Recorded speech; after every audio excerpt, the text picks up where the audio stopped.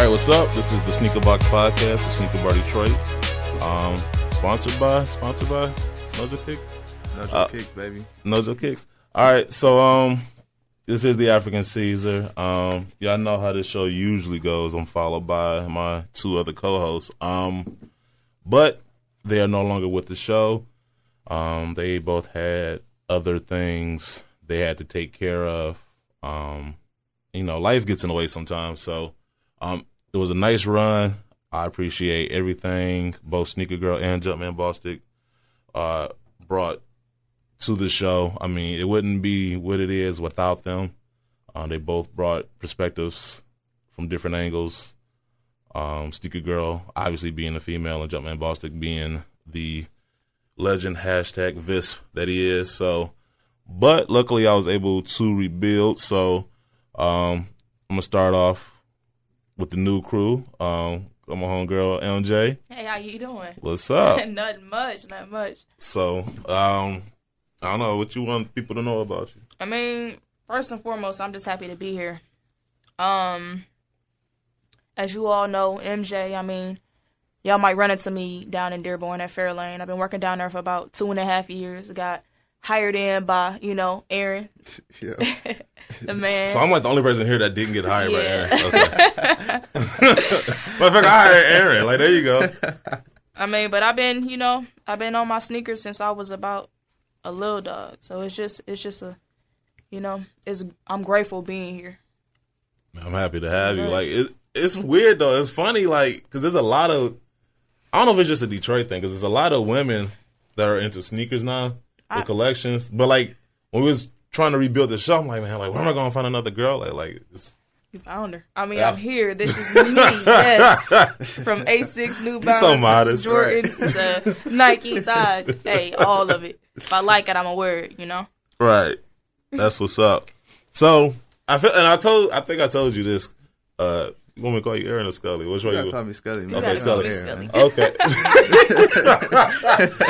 Because I was like, I don't know if anybody listening used to watch. Well, I'm sure a lot of people used to watch wrestling, but everybody remembers like DX when it first started. It was like China, Triple H, Shawn Michaels. That was it, right? Yeah. Then Shawn Michaels left, and then Triple H rebuilt. He got the New Age Outlaws. He got X-Pac, and that's what I feel like right now. I kind of feel like I'm rebuilding DX. So, for sure. Got my homeboy Skully, owner of Nojo Kicks, downtown Detroit. Man, what's up, my guy, man? What's up? Nothing much, man. Happy to be here. This is refreshing, man. Very refreshing, isn't it? Yeah, I like this. I can get used to this. Yeah. Very good. Just happy to really be here around a bunch of people that I'm super cool with. You know what I'm saying? Got history with everyone here, so I know we'll have fun. Yeah. Yeah. And I don't know if anybody's seen pictures of him, but here you go, dog. He's able, I'm just happy that you was able to take time from the playoffs to do this. Dude looks just like James Harden. Like, it's crazy. Oh, my God. There you go, man. Just like my 5-year-old daughter confuses you all the time. Like, anytime we go to Foot Locker and there's a poster, she's like, why is Aaron's picture up? I'm like, it's not him. The day me and James Harden meet, man, that's going to be the day. He's going to be confused. He's going to think he's looking in the mirror. That's going to be the day. It's like a funhouse mirror. Right. Oh, man, that's the only thing. That's the only clue is you shorter. That's it. Right. But, hey, I'm taller than Mario Chalmers. He was at the store. He was at the store. So it looks like I can get in the league if I wanted to because I'm taller than Mario Chalmers. Oh, man. How short is he?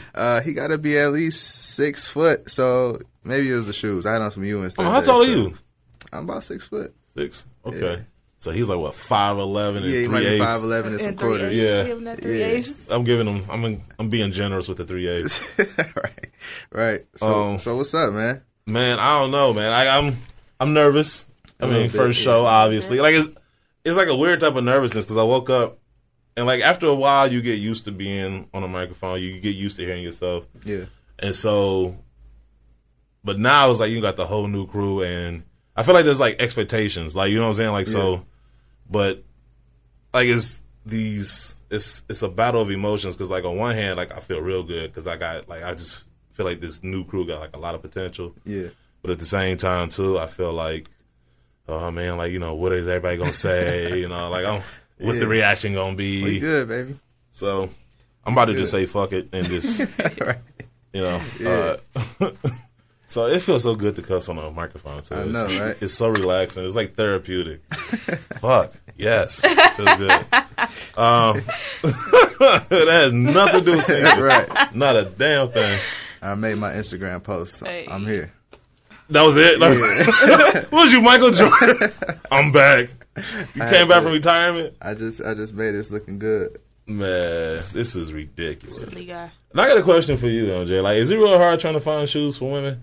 Like, Isn't it? Like, from everything that's classic, you know how everything from like 2010 to like now is everything is cool. But I mean, when I'm trying to find my like 08, 09 releases, 05, it is difficult. What you can't size find you wear? nothing in mint condition to wear a 5.5, 6. Oh, damn. Because I know Sneaker Girl were like infant Like shoes. three. Like, it was like a Yeah. 3.5 or something. Like how No, that's 3. But, like, I mean, I know it's real hard. And then, like, a lot of times, too, when they become in that small of a size, the shoe would be, like, drastically different. Like, she had said, like, with the 8s, like, it was like a Velcro strap. Like, it didn't have the 2 straps that went across. Correct. And I was like, damn, that sucks. You know, like that. But I get a win-win, because I've been looking for phone posits for about a minute now. I got 2 pair. I got Safari and Asteroids. I hate the way kids' phone posits are shaped. They look in the fake. front. So fake. Yeah, they do. So fake. It annoys me every time I hold a pair. I want to know why they made an all-white pair of phone posits for kids. Like, I wouldn't make an all-white shoe for kids ever. Yeah, but and it was weird, we had that custom in store, and then 2 months later, we get the kids shoe. Not saying there's any, relationship, but what a coincidence. Yeah. What a coincidence. But the phone posit thing for kids, like sometimes I'll get a size 7, and it's shaped exactly as the men's shoes are shaped, and then I get others that have that ugly slope. So I don't know what that's about. First of all, I think phone posits are like underrated. I always thought that was underrated. Underrated? Underrated. Like, now they're getting all that hype now. Yeah. But, like, I just felt like, even from the beginning, like, they didn't get the love they deserve. It's the price tag. Yeah, Maybe that's what it Price is. tag. for sure. I think they're overrated now, honestly. Well, those gold ones were. Nah, I Those think gold that was a ones good were. pair. Phone I think No. we needed that. No. It's overrated. I'm not saying it was a bad pair, but, Yeah. like, it wasn't even gold. It was butterscotch. Yeah, it was like, Like, you know what I'm saying? Exactly. Yeah. It was Exactly. It was like khaki. It was like the khaki phone posits. butterscotch phone Right. posit. Like, what is this? So But I say we needed it in the solid color foams, how they originally came out, not the fucking Weathermans and all these Weatherman. prints and all that. No, the print. See, they got too far with it. Yeah. Like, you know what I'm saying? You do things in level. There's levels to this. So, Yeah. I agree with you. Like the Weathermans, it was just, once again, the designers in there. Like, some people deserve like 5 minutes in a box to clear the desk. Yeah. You know, but with those gold ones, I just wish they went with the liquid gold because you just came out with the chromes. Oh yeah, that would have been sick. That would have been That would've been crazy. sick, So yeah. I would have definitely jumped on those. Yeah. Like I don't know. And then that penny logo was like ironed on the back. I was like, I got an iron on. Like, Well, I liked it better honestly than the chrome posit because What? the chrome posit had that we about to fight. that First tacky argument. little shit like on the ankle strap, the little stars and all that shit. Like we ran away from just a simple foam. You know what I'm saying? But it wasn't just a simple phone. It was the All-Star phone. But even the Galaxy foam didn't have all that special shit. It was I just think a it's better print. than the Galaxies. No, the Galaxy Yes. foam is No. probably number 2. I never of all got the time. height. I never got it. I like the stars. The stars and like It's I guess a dust. galaxy though. That is Yeah. like, I mean, it's not something you see on an everyday shoe. You know what I'm Exactly. saying? So Who's when you done walking, that? you standing out. Exactly. That's why I guess. It's- Like that's like me walking in a room with a pair of Ginger 16s on while everybody got on white forces. Yeah. I agree with you on that end. I'm just saying, like, I mean, I'm not saying the Galaxies are horrible. I just didn't understand, like, The hype. besides the limited quantities, Yeah. I didn't understand, like, what's so special. Like, if that came out as a general release and I saw that shoe, like, I'm not even hype about it being, like, with it being limited. Right. So if it was a general release, I would have walked past it, like, okay. Yeah. But that's why people buy shit now. Because, maybe only one store in the state got them. You know what I'm saying? Like, Yep. that just adds that, notoriety to you as a collector. I was about to say sneakerhead, but for the record, I hate that term so bad. Why? Thank you. Cause it's so watered down now, man. Well, I give you that. I'll give you that. That's just I'll give you that. She a sneakerhead or no. I'll give you that. I'm not a but collector just sounds so douchebaggish. Like it does. It's like I'm a collector, like or connoisseur. Yeah. Like, that's even worse. Who uses that? Every day Aretha Franklin. She's a hot dog connoisseur. It's ridiculous. The most ridiculous term. Hot dog and connoisseur don't belong in the same sentence. No. Even people that sell hot dogs don't even say that. Right. We actually have one more person that's supposed to be on the show. Guru, you're running late.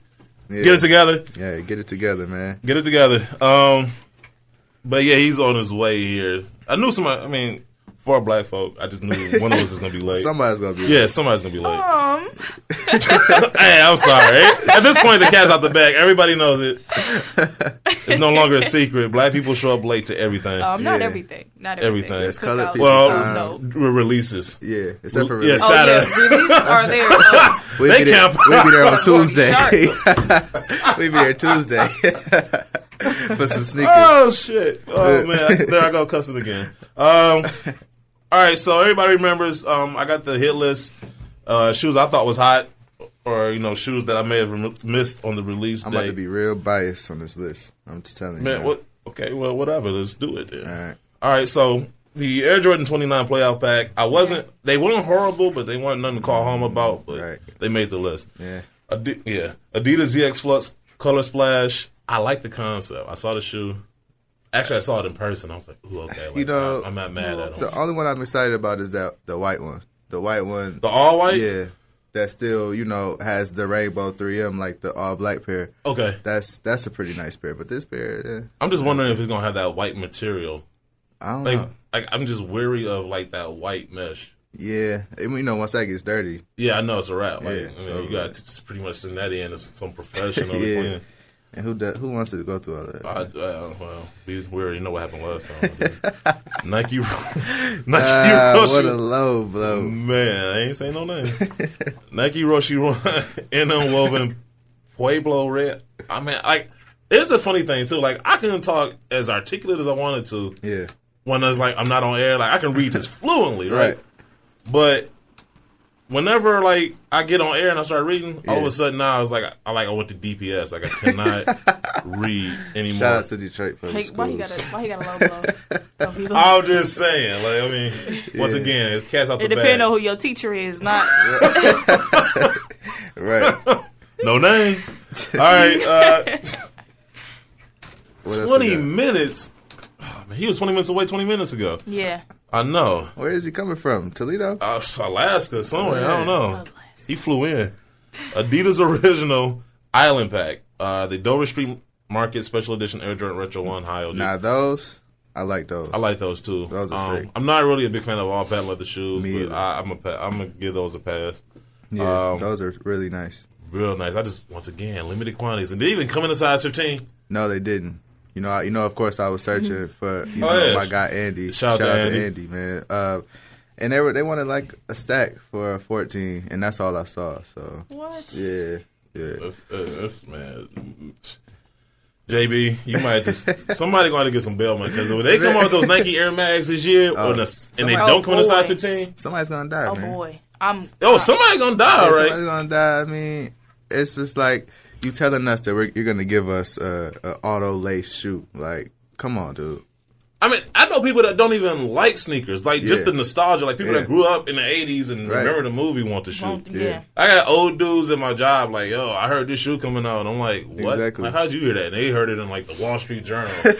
Right. Like, what? They'll never talk about Jordans in the Wall Street Journal. No. I wonder the smaller size. It's gonna be like a 7.5. I know, yeah. They better bring it down to a 6. Me and you about to get screwed. Just so you know. They better think about it. We should just Bonnie and Clyde everybody. Just go. We can do that. I ain't got no problem. I'm already preparing myself for jail. Like I'm mentally getting ready for solitary confinement. The Nike KD7 Elite Team, the Nike LeBron 12 Elite Team. The Nike LeBron 12 GS Gamer. You didn't like the gamers? No. I like the concept. Like the whole Xbox. The Elite for the men's was dope. Yeah. Right. The shoe lock, lace lock, aglet, lion. It was dope. Was that metal or was that plastic? It was plastic. That's so irritating. I know, man. $1 billion company putting on plastic hardware. $275 shoe. Yeah, make it out of something. Make it out of some porcelain. I don't care. It's not a plastic. Man, porcelain. That thing is gonna crack like the first time. First thing you make. What else we got on here? Guru just texted me. Super pissed. All right. Clock Special Edition Nike Lunar Force 1 Jewel. Nah. Whatever. What? Whatever. You ain't like those? Nah. We might as well just move on to this Lola 7. That Lola 7 is hot, man. Yeah, it is. Yes. Yeah, it's hot. Yeah.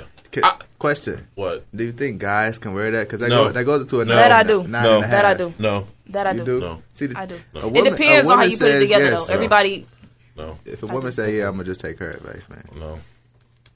you, Listen, because here's the thing about women. They also have gay friends. So, you know what I'm saying? So, like, they don't care. Like, I'm thinking, like, you can, like, no, I'm saying, like, if you fit in that category, okay, fine, wear that shoe. I'm just saying, don't wear that shoe and then try to meme mug me. Now, you know what? I'm going to tell you what. Even though, like, it do extend Don't wear to a Lola 9.5 Bunny. You can't wear a shoe called Lola Bunny and be a man. and try to, like, be tough. Like, it's not, you can't. What if my fit's, like, sick, though? Dog, like, I mean, You don't wear gay pink, people dress real well. That's pink, all. You don't wear pink foams? No. We talked about this.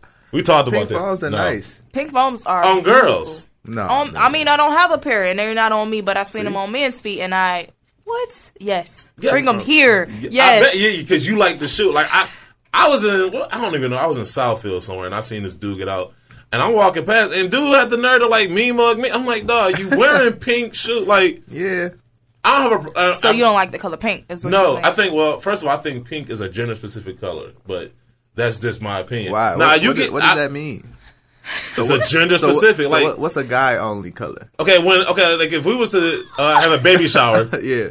And we trying to determine, like, if we want people to know the sex of the baby, what color do they put up there for girls? I mean, it's always pink. But I mean, yeah, but you know, I mean, you grown, you know what color, you know. I'm just saying, like, look, I'm not saying you can't ever wear pink. It's just how you wear it. Like, you can wear it in, like, that's just like saying you can't wear the Lola Bunny. It just depends on how you wear it. How I do wear it. That's like, but I'm saying there's levels to it. But, like, I mean, I'm not wearing a shoe called Lola Bunny. Like, it's not. I'm not. Doing that's just you though. Yeah. Only certain people know that they call it Lola Bunnies, like us three. Well, people that give a shit. Like, I'm talking like people that just buy them just for the hype. Yeah, they probably don't even know. They probably don't even know they're Jordans. But no, like, I just think them pink foam, but that's too much pink. It's that shiny pink too. Yeah. It's like, man, like, come on, man. I got questions. Like, where's your boyfriend? How long y'all been dating? When y'all get married? Is your boyfriend really a boy? Right. We got the Air Jordan Retro 13 Low Hornets. I mess with them. Smaller Smaller sizes are decent. They're not bad. It's just I was underwhelmed. I don't know. Like, I saw the pictures, and then when I saw them in person, I was kind of like, oh, okay. On feet, they look really Yeah. good.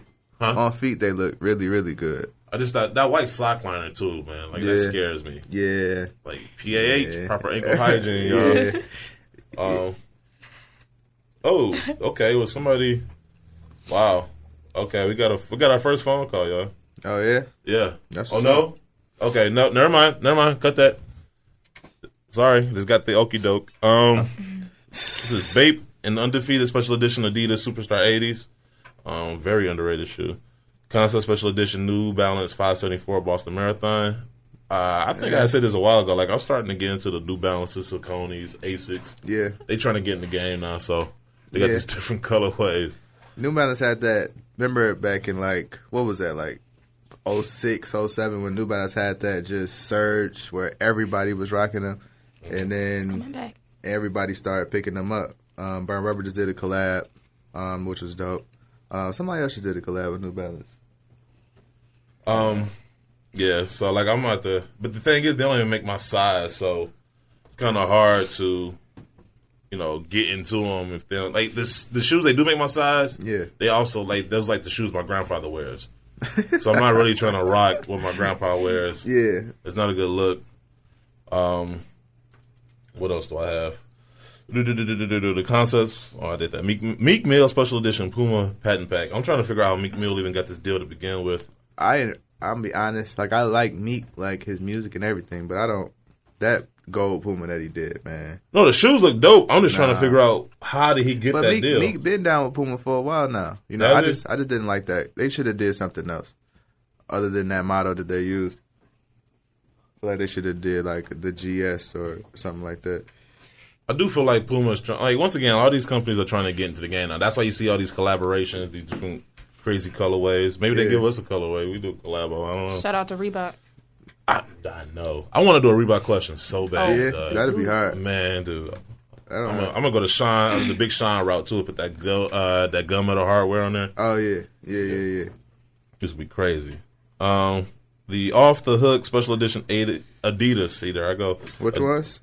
Off the Hook Special Edition Adidas Consortium Tubular Mock Runner. That ain't my style.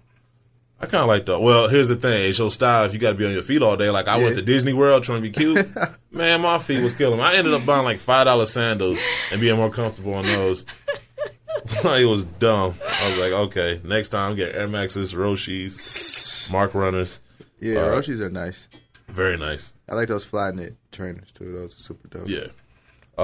They got the Jordan Eclipse GS multicolor, the Nike Air Pegasus 83 Summit White. See now, also too, while I'm getting into the New Balances, Aces, and stuff, I'm just getting the casual shoes to begin with, like the Stefan Janowski's, these Air Pegasus 83 Summit White, real nice, classy looking shoe. Dunks, I'm definitely getting into Dunks. Nike Dunk Comfort Denim Pack, the Asics G2 Burgundy and Navy. Those are two different shoes. Nike Air Force One Elite TXT. I ain't really feeling that. That's the one with the air bubble. Air Force One Elite? Yes. What? It has the visible air unit in there that you can see it now. Like back when they did the Supreme ones, like remember they did like the Kobe's? Yes, I think so. Right? Oh yeah. I'm drawing a blank, but I want to say yes. Oh, okay. That's surprising. Yeah, you ain't seen those yet? Nah. What? I'm surprised they ain't make it to your store. They won't. Have you seen them yet? I'm looking for right now. They got the Nike SB Costin Hirachi Pure Platinum, the Nike Air Max 90 Picnic. The colorway, see, once again, this is where I tell people like color blocking and materials matter, because the color blocking is like, okay, but because of the materials, it gives it a different look. Like gray wool looks different than gray leather. Yeah. And it's a better look to me. So that's definitely the case with this shoe. Adidas Stan Smith Court Black. I'm about to ruin this name. Visvim Skagway? I don't know what that sounds like a Russian villain from some movie. I'm about to ruin it. Hey, for the record, I love every time they use pure platinum.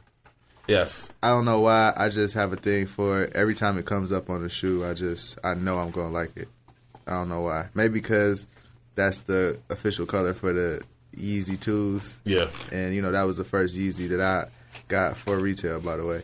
Really? I felt like it was dope. Don't even get me started with the Yeezys, man. Man. Is Clue listening to this? Probably. Like, force him, put it on in the store. Force him to listen to it. I just had a customer get all of them, man. Really? Yeah. I don't have a problem with the older ones. You know what I got beef with, though? I got that new one is just what?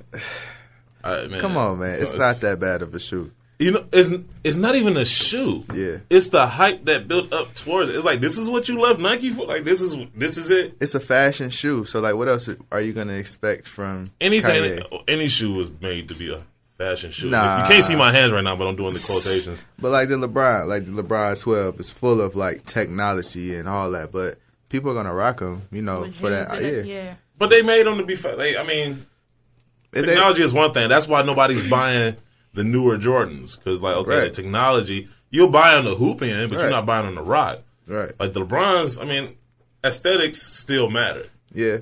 And I just feel like if you're gonna make all that hype, and I know people are probably tired of me beating this dead horse, but if you gonna generate all this hype and act like I left Nike because this, that, or whatever, they wouldn't let me design my own shoe. Well, now I see why they wouldn't let you design your own shoe. This is what you come up with. Yeah. So, but hey, that shoe is still hard to get your hands on. He made 9 of them. He had 3 drops. He had the drop in New York. So then he had the global. And how limited were those drops? Did your store get them, MJ? No store in And Michigan. y'all a House of Hoops. Yes. But that's why House of Hoops is Nike only. You know what I'm saying? Of course they're not going to get them. So Brown Rubber got them from. Brown Rubber gets like everything. Yeah, Brown Rubber got them. Shout out to Ro and Rick over there, man. Yeah, shout out to them people I gotta come visit. I'm gonna be at y'all store soon. Oh, they gonna know y'all us. gonna know MJ. You know what? She should go on there and name drop too. Like, do you know who I am? Right. You know my show. All right, Nike Women's Air Hirachi Run Light Bone. I gotta see that. It sound good. It's Hirachi, nice. It has that nice pearlescent like tint to it too. Like the light hits it right, it kind of has that sheen to like it. Those 7s that just came out. Did you see those? Which ones? The Verde 7s. Yes, those have like a pearl on them. Yep, like that. It's nice. I just find it funny, like these colors, like the names of these colors, like light bone. Yeah, right. Like what? Like, how do you What's know? A dark bone? Right. Like, you know? And what are you comparing this to? Which bone? Like red bone. Nike Free Hypervenom Mid Black, and here's another one. Hot lava. Hot lava. Isn't lava in general hot anyway? Yeah. Like, what's cool lava? That would be black. Rocks. Yeah. Like, you know what I'm saying? Like, that's what it is. That's like wet water, cold ice, like right, cold ice. Like just like what? The most redundant name colors. Y'all pushing it. Y'all pushing it.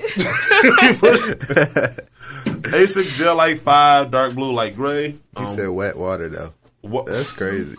I mean, they might as well. Yeah. One this special edition, Fila Mashburn, Kentucky. Like this is probably the only time this year you'll hear me announce a Fila shoe. I am the biggest Fila hater ever. I am too. I hate Fila. I'm like, man, I never liked it. Besides the one Grant Hill. Yeah. Like, I just feel like they got lucky with that. Sorry, Atlanta. I know a lot of people in Atlanta wear Filas, but I'm sorry. Sorry. I hate Filas. So nobody in Atlanta's going to listen to this podcast. We just alienated the whole city. Yeah. Yeah. Nike Classic Cortez, Nylon, Gorge Green, and Wolf Gray. 2 different shoes. I hate Nike Cortez. What? Too. I know. No. I'm sorry. In general, I do, but these it depends on the colorway. Get your dope man on. I love him. I love him. She from the streets, dog. Yeah, there you go. Melvin Dell, stand up. All right, last 3. A6 GT2 Women's 90s Oddity. Who came up with that name? I don't know. Right. Nike KD Volk 2 GS Black and White. Now, those are what dope. Is that? Is that his like lifestyle? It's like a lifestyle, like the women's 35 version of it. Strap. It was like black and white, but it looked dope though. I wish they kind of came in men's sizes. But they nice. Yeah. No. What? The lifestyle for the kids? I thought it was dope. Nope. You ain't like them? I didn't like them. I still don't like them to this day. I would not put my foot in a pair. Mm-hmm. Like, they're not comfortable. They might be comfortable. I just won't rock them. That's just not me. Man, those shoes are nice. Yeah. Like I can see myself wearing them to like a wedding or funeral. Like, that's been my, you know what I'm saying? Like when I don't want to wear dress shoes, I want to get away with still wearing gym shoes. Right. Like I wear my Jordan 17s. Those are like my official funeral shoes. Like, that's like my all black. That's a hell of a shoes. title for those shoes. Yes. I'm just saying. Only bad memories on that one. Ready? No. Shout out to Jordan Brand for making a funeral shoe.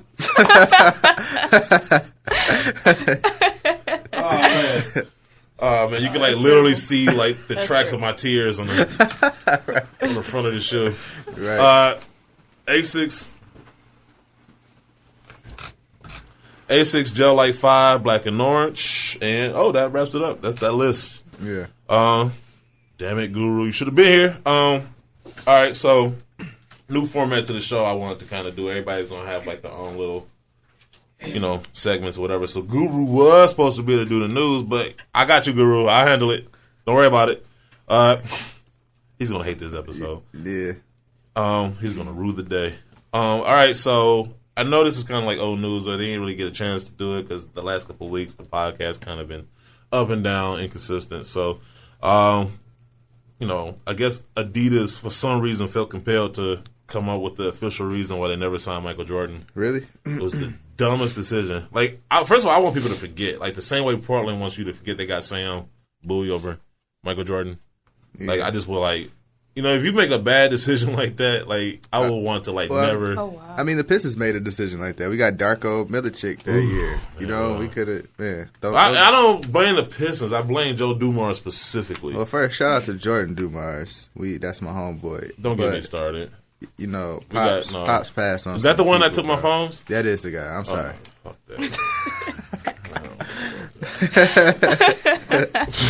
But did he? Can I tell this story? Please tell me. Please. What happened, right? So I'm working out a deal with him, right? With him and Andy, right? And they're like, so we got it all squared away. I'm gonna get those phones, and it was going to be those Baron 9s, yeah, right? So we shook hands and everything, right? So I'm sitting there just chilling because at that time, I had nothing to do but hang out on No Joke Kicks for 8 hours a day. Right. So, so we're in there, and I'm sitting there, and they had the shoes, but it was just a matter of me coming back the next day with my stuff to trade. So in walks Joe Dumars Brett, and he comes in there, and he starts shopping and stuff, and coincidentally, he wears a 14, 15. Yeah. So he's like, what do you guys got? And he pulls out all these shoes. He's like, and he looks down. He's like, oh, we got these too. And he put them there to the side for me. But then he looks down. He completely forgot he put them there for me. And he puts them up. Oh, we got these too. And he puts them in front of Joe Dumars, right? And I knew he was going to buy them because the other stuff, it was some Reebok questions and, What type of phone composite was it? The Ducks. The Oregon joints. You did what? I know, right? Thank you.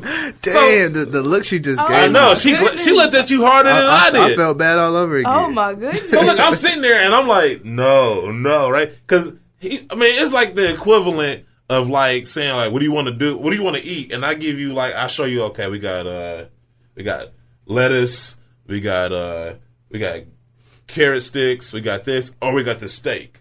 You don't pick the steak, right? Yeah. So, yeah. So, he gonna show him, all these, whack shoes, and then pull out the Ducks as if he's gonna pick the whack shoe.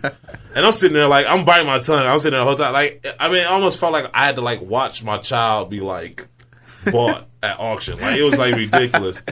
And I'm like, oh, man. Dude, I'm sitting there, I'm looking down. I'm biting my tongue. My leg is, shaking. I'm like, you ain't trying to talk him out of it. It's business. You know what I'm saying? I ain't want to, I ain't want to hate. I ain't want to. You know what I'm saying? Because he's paying money. I was going to do a trade. So I was like... I'm like, that was supposed to be mine. Oh, trust me. I wanted to get straight up belligerent and ignorant. I wanted to fit my stereotype that day. But I want to, it's cool. Yeah. I ain't mad at him. It's all good. We got you another pair? Oh, yeah. So they did. Right. They did eventually hook me up. It only at took least them give me 6 that. months. But, yeah. I was about to ask how long it took. Right. It took a minute. But it's cool though. So I probably should have worn them today, but yeah, that would have been dope. But no, I wore those your favorites, the Chromes. So yeah, yep. Should put them back in the box. Man, you sound crazy. Y'all had them, didn't y'all? Yeah, they gone or they yeah still yeah. there? We sold out the day we got them in, man. Yeah, I'll tell you something. All right, so Adidas were idiots for never selling Michael Jordan. So once again, they decided to come out and tell you why. According to the Wall Street Journal, Adidas distributors were keen on signing Michael Jordan, but the brand's execs in Germany weren't interested. The reason? They felt he was too short. Wow, that's a problem. What? Did they? So they just don't watch the game. They just judge endorsements. Right. All right, he's tall enough. Right, idiots. Right. So this, along with other decisions by Adidas HQ in Germany, left the company out of touch with American consumers. Mm-hmm. Executives in Germany decided shoppers would favor taller players and wanted to sponsor centers. Wow. Someone who was an Adidas distributor then says, we kept saying, no one can relate to these guys. Who can associate with a 7-foot tall guy? As Shaq, how many of them shoes? So, right. This information comes on the heels of Adidas turning their focus to North America. This is funny, now they're doing it, 30 years later? Yeah. Where the German-based company is looking to make gains following a long slump. Yeah, that's an overstatement. Or an understatement. Hitting the effort is an American-born, North American brand president, Mark King, who Adidas hopes will give a fresh perspective following years of overseas-led direction. Side note, ironically, the guy that brought Jordan to Nike, Sonny Vaccaro, went on to work as a sports marketing executive at Adidas. And I think they're doing a 30 for 30 on ESPN with them, right? Really? coming up. Yeah. They are. Did it happen yet, or I think? Is it like this Thursday? Just so you guys know, too. What's this Tuesday? Yeah. Like this podcast, we're doing it Tuesday, so like if this stuff seems outdated by the time it gets up Friday, that's why. Okay. Yeah. So good job with that, Adidas. But you know what? Since then, I just feel like Adidas has never really made up that ground. You know what I'm saying? Like they've always been a staple, but they've never been as influential as they used to be. You know what I'm saying? Like, and they ran the '80s, the entire '80s. You know what I'm saying? And then as soon as early '90s, it was a wrap. As soon as like we had the Fresh Prince and you got Michael Jordan and Bo Jackson. Like it's a wrap for you. I mean, Nike kind of killed it, man. I mean, I don't know how they gonna make up ground. I mean, Nike is just so far ahead. I just don't see them ever recovering. Yeah. I mean, and the thing is, like Nike's like they having issues with quality and they still killing y'all. Like, cause you know why? Cause it looks good. Yeah. You know what I'm saying? So it ain't got to feel good, but it look good. Yeah. So I always think Adidas too. They're always scared to like take that extra step. You know what I'm saying? Like Nike will take that extra step and just give you something that you would have just never thought of. But they take chances. I tell you this: we was gonna do a sneaker award show. Yeah. I made a category called the ugliest shoe, right? Yeah. And I made a list of all the ugly shoes that came out that year. Like the overwhelming majority were Nikes. Really?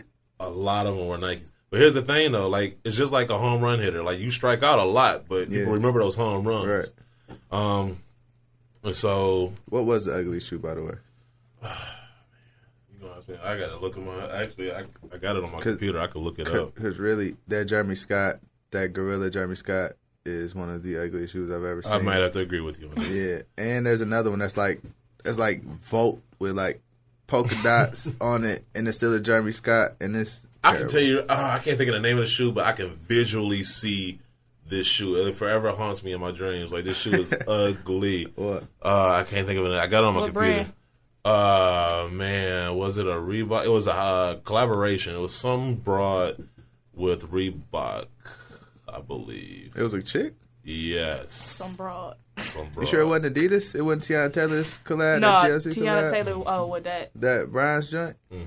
That was nice, though. I like those. Yeah, those are really dope. No, it wasn't that. It was horrible. I mean, it was like, I'm almost, like, I want them, like, prosecuted for making that shoe. Like, that shoe was horrible. Yeah. The Air Jordan 10 OVO was released this past week. Drizzy. Man, it's some bullshit. Detroit, with the exception of Nojo Kicks, don't have shit like dog. Nothing. Come on, man. Like L.A., New York, they get all this love, man. Yeah. Well, if you want to see OVOs, you know. We gave y'all the greatest thing. We gave y'all Michael Jackson, right? no lie. Like, we started that. Yeah. So we should get some love, man, just for that. Yeah, that's true. But whatever. That's heavy, man. I wish I would have been out there. You imagine just happening to go in there and then like seeing that shoe on the shelf for $225. Man, I would have bought that whole store up right to eBay, man. Or Nojo Kick. I'm plugging this.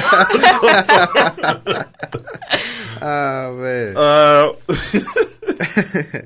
But so at the OVO pop-up store in LA, both black and white Air Jordan Retro 10 OVO colorways were released in limited quantities, retailing for $225 each. Yeah. At this time, there's no word on if or when another surprise OVO launch will take place. But for those who live near an OVO pop-up store, you may want to keep a close eye out for another quick strike to hype up the store. We did that video. Yeah. It got a lot of hits on that one. I'm telling you, bro, OVOs is like, that's like one of those shoes that you talk about that you never really get to touch for real. I was so scared to touch that shoe that day. It's crazy. Like that all white 12. Yeah. Like, how much was it going for? $8,500. If I would have got that shoe dirty, holy shit. That's what I'm saying. I wanted to wear gloves because I'm like, no, like if I get this shoe dirty, that's an $8,500 mistake. Yeah, right. Boy, oh boy. And we got 5 of them. Retail them for $225. Right. Look at the come up. I would have been at Nojo Kicks. Me and him, man. That's a down payment on the house. Yeah, we would have been there. Yeah, we'd have been there. Yeah. I would have straight up emptied the savings account. My wife would have been like, "What you doing?" I'm like, "Look, baby, it's the greatest investment ever in life." Yes. Hey. Just trust me. Like, don't say nothing. Just watch the money stack up. I had a conversation with somebody the other day. So I get a lot of people that come in and they're like, you know. Oh, we had a caller? Oh, we did? I don't. Oh, okay. We do? No. Oh, so, you know, customers come in all the time with these, they go on like these tours and then they tell them like, oh, these are the OVOs, such and such and such. And I had a guy that's like, those aren't called the Drakes. They're still Jordan 12s.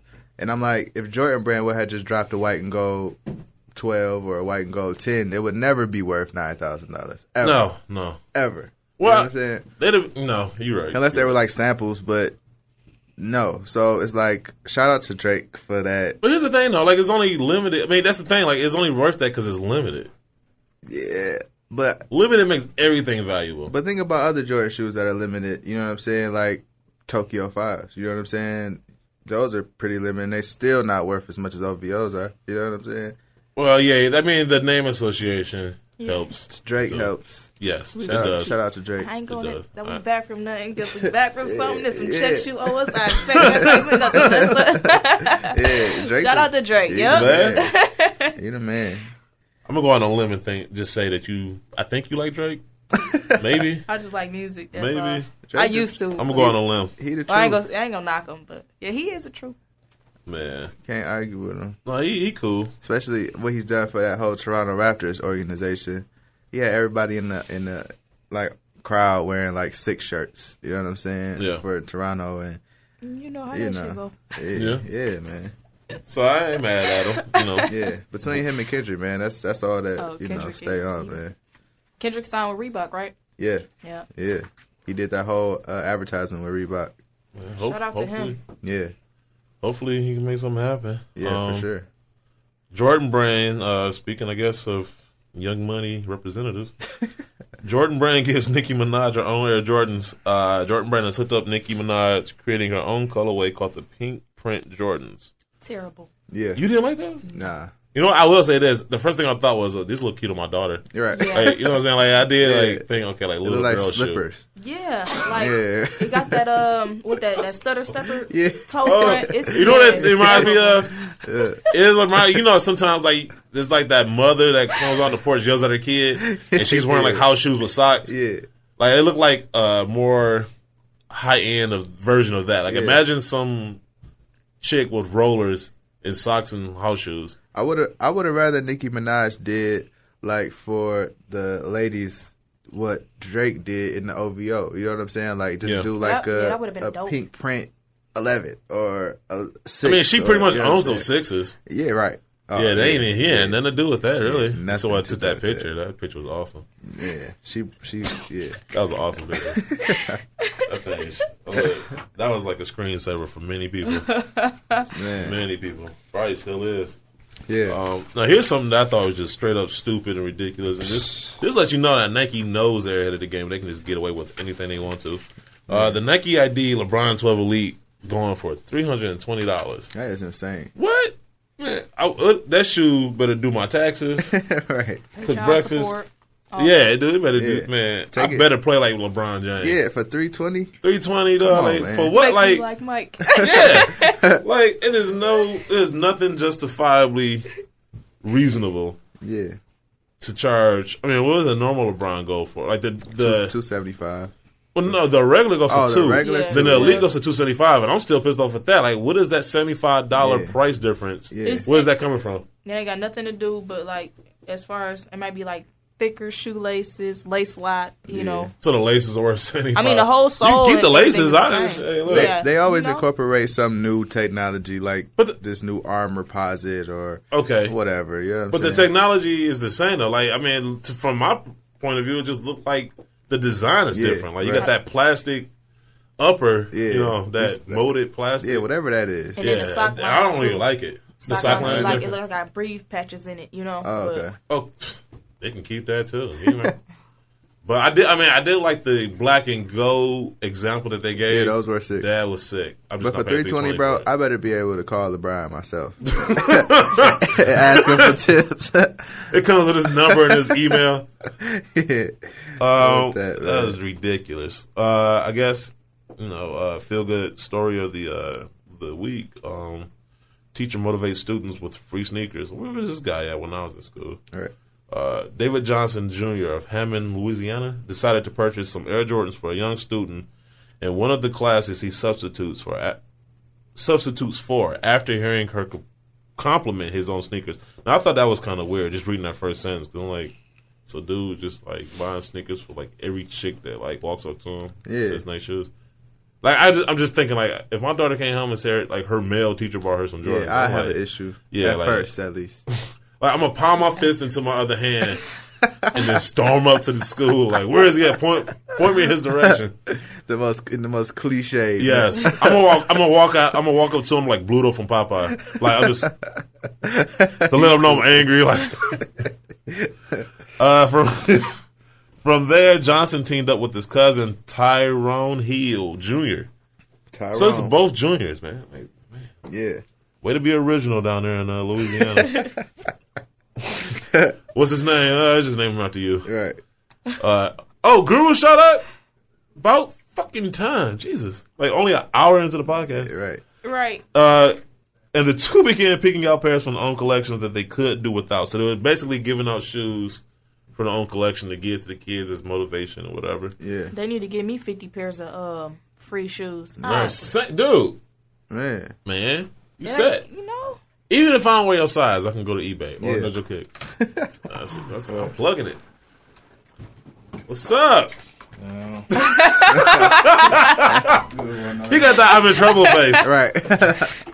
He just gonna take his punishment. Yeah. What's up, man?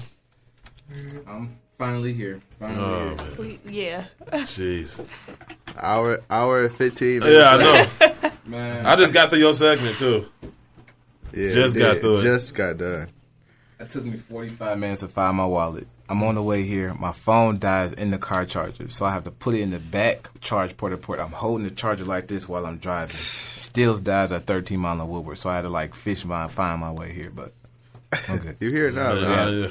That's all that you need a wall block? Right. There's a police motorcade. There's a funeral. Terrorist attack. What else? We in sports, man. In sports? Yeah. Oh no, they got some. Hold on, I wanted to plug something real quick. Johnson began giving out pairs to kids in his classes that were in particular need or he felt deserved them based off their hard work. Eventually, the two cousins began grabbing pairs off the sales racks at local sneaker shops to use for their efforts. In total, the two gave out 50 pairs last year. They've now secured a grant through their day jobs that has given them money to purchase 200 more pairs through their program, Soul Givers. They plan to give the sneakers away at an event August 8th at the Amite Community Center in Amite City, Louisiana. I don't know if it's Amite or Amite or something like that. If y'all live there, y'all know what it is. Right. So that wraps up news. Sports, man. So of course, the NBA playoffs are going on right now, man. And you got Steph Curry, man, over there with the Warriors, 2-0 over New Orleans. Which that game was crazy. Like I'm rooting for Golden State, but I found myself actually rooting for New Orleans last night because they were playing so hard. So hard, yeah. You know, with that whole thing, like, you know, Steph Curry is having a fantastic year. So, I mean, Klay Thompson and the whole team. But I just don't see them going too deep. Like, when you start running into veteran teams, like... Say it. When you start running into veteran teams, like the ones that we have available on the West, you know, you're not going to really last. So, oh, man. I cannot believe that you hate the Spurs that much. I fucking hate the Spurs. Man. Only people that like the Spurs are like 30 years and older. Yeah. Well, I'm 31, so that explains that. I hate the Spurs so bad. True. Everybody on the Spurs. Everyone. Man, look, first of all, I took a lot of satisfaction with them winning last year. Oh, my God. A lot. Man. Now that I know it bothers you so much, it's like I'm reliving it right now. But here's the thing I got so irritated with, and it's funny because Charles Barkley and Shaq said the same thing. Like, people need to learn how to post up, man. Like that post game is becoming obsolete, man. And like just like the mid range game, you need to go to that. Like Anthony Davis posting up at like the 3-point line. Like, dude, like get on the block, man. Like put your back. Like he finally decided to attack the basket like near the end of the game, but at that point, Golden State was getting that momentum was there, going their way. Yeah. I think that had a lot to do with the coaching, though, because these players, they draft, like, tall, lanky players to stretch the floor for these slashing guards. But back in the day, when you post up, you had to have body weight. You can't be hit the weight trying to post up. You got moves. Then also, too, you got help defense. As soon as you pick the ball up from the ground, your help defense there. So you got to have big men that know how to pass, like Sabonis and those guys. We don't have them no more. No, you don't. We don't have them no more. Yeah, I agree with you. I mean, but develop that shit, man. Like, God, like everybody want to be a guard now. That's what I'm saying. Everybody want to shoot threes and dunk. It's like, can't do that. No. You're a post player. You can't handle that. Yeah, I mean. So the Clippers are one up on the Spurs, and the reason I said that like that is because once again I'm a Laker fan, just for everyone listening, and I hate the Clippers too. Especially how the NBA did us in this Chris Paul trade. Like, come on, dude. Yeah, like that just happened. That was like what, bro? 5 years ago. I'm still bitter because who has explained this to me? How does the NBA veto? It vetoed because at the time, who was the Pelican or the Hornets or whatever the team? The Hornets. They didn't have an NBA owner, so when you don't the have whole an NBA owner, so every team had a percentage in it. Yes. So the owners vetoed it because they had a percentage in the ownership of the team. Now, if the team had an owner, then it would have went through. So that's why I got. So you basically telling me everybody was worried that Chris Paul was going to go to LA, and they stopped it. Yeah. Basically, because you know how dangerous they were about that. And wasn't that after the Miami thing? Yeah, it was steamrolled. Who was in the forefront was Mark Cuban and Dan Gilbert. Those are the ones who pushed it. Well, I was going to say, like, you was on the heels. Because everybody was feeling salty about that whole Miami thing. So they was like, oh, we'd be damned if we're going to have this happen again. So Dan Gilbert, lucky he's a cool guy. I really like him.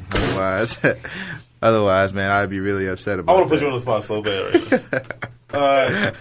That was a statement win by the Clippers too. Blake Griffin dunked on Haynes three times. Oh yeah, that was a statement win on those guys. Yeah, and they have a 6th seed. They don't have no home court advantage throughout the whole playoffs. So this is gonna be an uphill battle. Like Timothy Mozgov probably like, man, finally somebody like.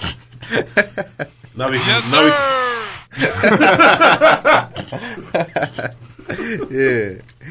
Oh yeah, so that's crazy. We got the Grizzlies with a 1-0 lead over Portland, which won't last that long if you ask me. Damian Lillard is a monster, and LaMarcus Aldridge. I think they took a nice little blow. They played real passive. Losing Matthews, they lost, I think, to an injury. Now, why aren't they at home? Because I thought the if you won your division. What did you got home court? It goes by record, and then so once the matches up, okay, the 1 versus 8, because whoever has the higher seed is home court. But that's what I'm saying. I thought like if you automatically won your division, because I remember this happened a couple years ago where like this horrible team headed into the playoffs that wasn't really supposed to be in there, but because they won the division.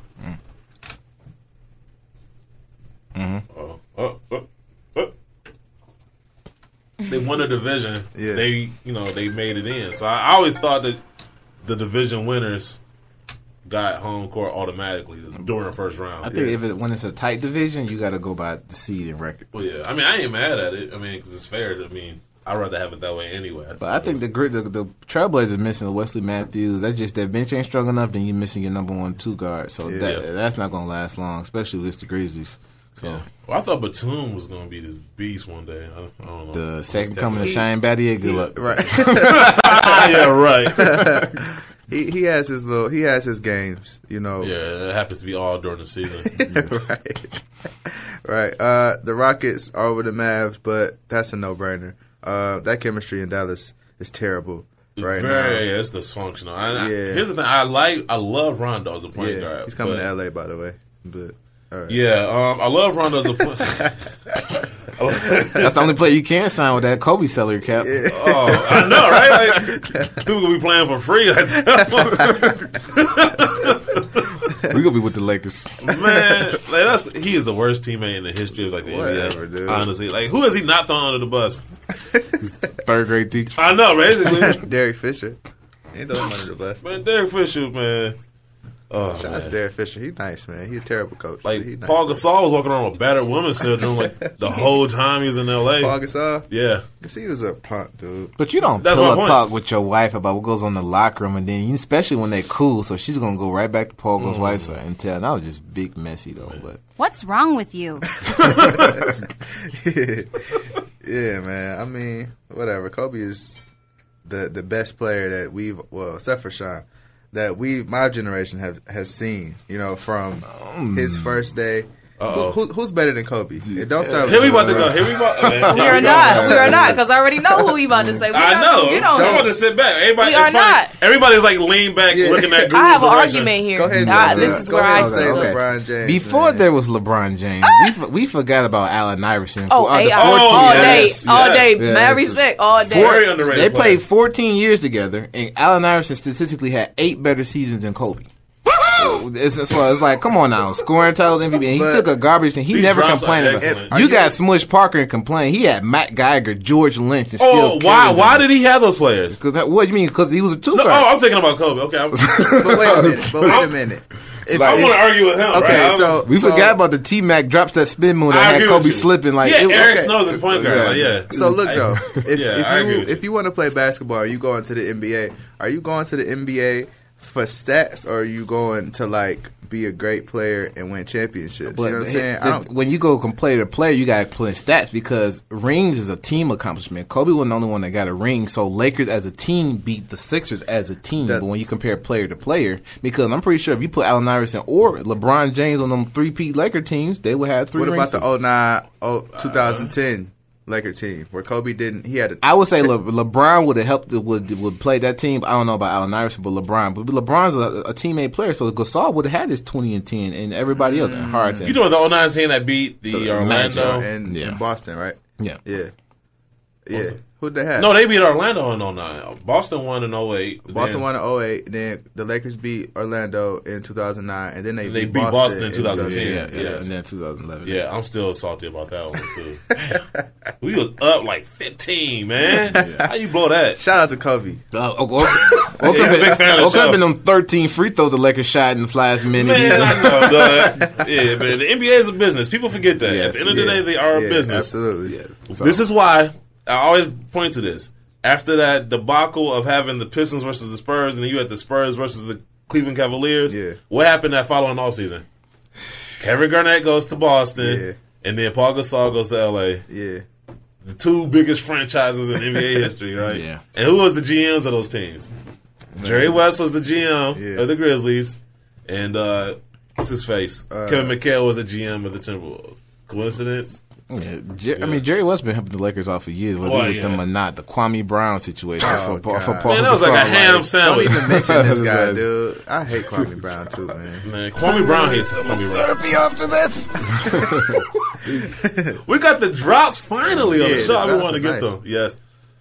So on the East, or in the East, we have the Hawks are over the Brooklyn Nets. Brooklyn Nets are scrubs, so it's no surprise. But I think the Hawks are vastly underrated. I mean, they go through injuries absolutely. now. I think people are just looking at them like, oh, they ain't got a star. They can't win. That ain't necessarily true. No, I mean, that's how the Pistons won that year.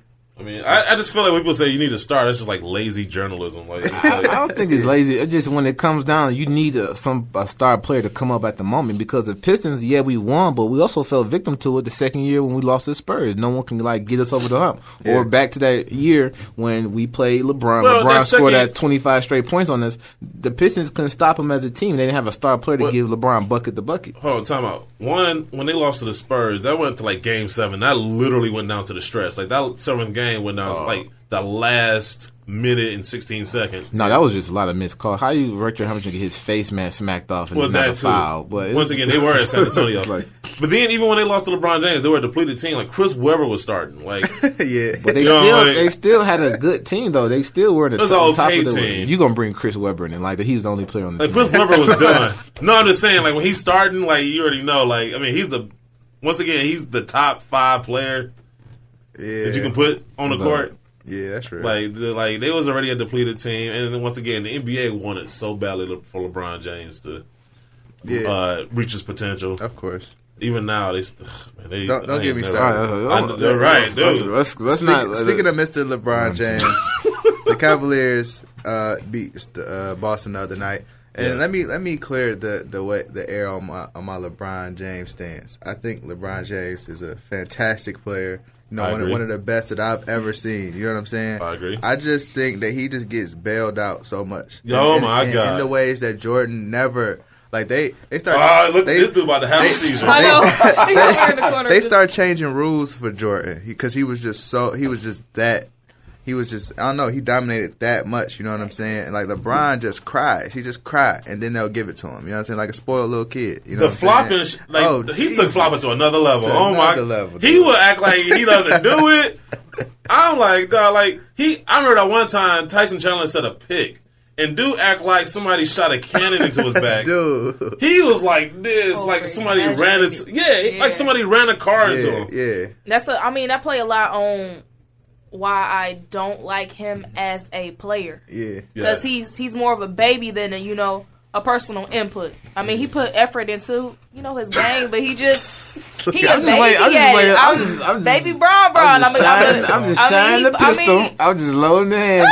Hey, you know what? The fire. I don't want to stop this, but we got our first phone call. I hope it's about LeBron. I hope it is too. All right.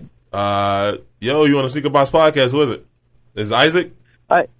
Yeah, this is Isaac. I'm calling from San Francisco Bay Area, California. Shut up, Cali. What's up? Since you guys talking about LeBron, I want to touch on a topic about LeBron and his sneakers. Mm-hmm. I want to talk about Nike possibly retroing his sneaker. Mm-hmm. I know there's rumors and I think a leaked image about his second shoe that might come back this year. Mm-hmm. Yeah. So my question is, do you think it's the right time?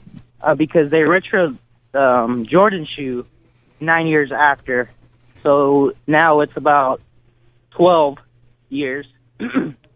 Yeah. And I wanna know if you guys think that they should wait till he retires. I thought so. Or is now the right time? Well, I think like they just brought out, they did that whole Prelude series for Kobe, and they, started 1 through, what was that, 8? And that was epic for me. That was, I think, the first time they retroed that Kobe 1, I guess you would call it. So, I think it's about that time for LeBron James, just because he's reaching like that decline, Guru, don't shoot me. So it's about that time to start, retroing LeBron, if you ask me. How I feel about it, when you have someone who's leading Nike in sales as a signature athlete and second behind Jordan every year, and I'm not just talking about a couple million. I mean, from this year to last year, he did $340 million. I agree. The closest person was KD at 175, and he didn't want it. And then after that was Kobe at like 90 million. So I feel at this point in time, because when you first started retroing, everybody doesn't hop on it. When the 11s were retroed in 2000, 2001, they were hesitant on it. Like, they dropped it at the last minute, and then it blew up. You know what I'm saying? So at a certain time, LeBron's probably 6 years, 7 years away from retirement. Yeah. It's get the ball rolling. You ain't going to flood them like you do now. You're just going to drop a retro here, retro there. They kind of get people, kind of wean them on it. So when LeBron does retire, they are looking for the retro. So I think it's a nice time. Plus, it's just going to add more money to what he's already doing. You can buy a retro LeBron and his newest LeBron at the same time. Yeah, that's nice. Right. So how does that tie in with Kobe Bryant, since he might retire in 1 to 2 seasons? Mm-hmm. Do you think they should also look into that either this year or next year, or wait till he actually retires, which is going to be in 1 to 2 years? I think they're going to do I think this next season for Kobe is going to be like his grand finale. You know what I'm saying? So we'll see a bunch of Is there a shoe that he has though? Is this like you just dying to have again? The Kobe 6 and 7. Yes. I say the 6 is. I think the Kobe 9 is the best one. I think the Kobe 9 too. Yeah, really. I agree with that. Why do you say the Kobe 9? The Kobe 9 because I love the Elite series. The Flyknit material is very light, although they have a lot of glue issues. I think they're not using Flyknit to its potential, in my opinion. Mm-hmm. They're using Hyperfuse, which isn't as breathable as the Flyknit that they use on runners. Mm-hmm. But I think that the Kobe 9 is one of the greatest looking shoes, and its materials that they use are pretty nice. I like the lows. So I don't really like the high tops, but the 9s, in my opinion, are the best looking aesthetically, and they reach the peak of materials and technology. You sound like Guru. Like this is a pre-recorded conversation. Hey, what shoes are you wearing right now, Isaac? What shoes am I wearing right now? Yeah. I'm wearing the Air Max patch. Nice. You can't find that anywhere. But to touch on what you're saying about the Kobe 9, I think the Kobe 9 Flyknit is a little bit stiffer. It's not like the Flyknit Racer you used to, because with running shoes, you're only going back, front, backwards, and forward. With basketball shoes, you're going left and right. So they got to make it a little bit more sturdier. And then on the 9s, you had the engineer mesh, where the mesh was offset. So in certain areas where the shoe would wear out quicker, they have 2 or 3 layers on it. So, but the Kobe 9 was probably the first time where they actually used a current Nike innovation on the shoe. Like LeBron gets every new Nike innovation. It doesn't touch anybody's shoe before LeBron first, then it goes on to everyone. It was the first time where kind of they put Kobe like, okay, we can give you something new for Nike basketball that no one else has. And I thought that was good for the 9. But I think the Kobe 4s, that was a controversial low top shoes, and you're gonna hurt your ankle, and Kobe still did numbers and won a ring in it. So I like the Kobe 4s. Right. Yeah, for sure.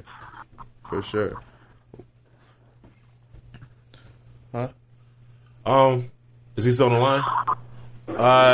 You think there's anything we could send like a Nojo Kick shirt? Yeah, being our first caller? Yeah, for sure. Isaac, if you can, you got a pen and paper, bro, I want you to take down my email, man. If you can email, we're going to send you a tee, man, and a gift card for being our first caller. Okay.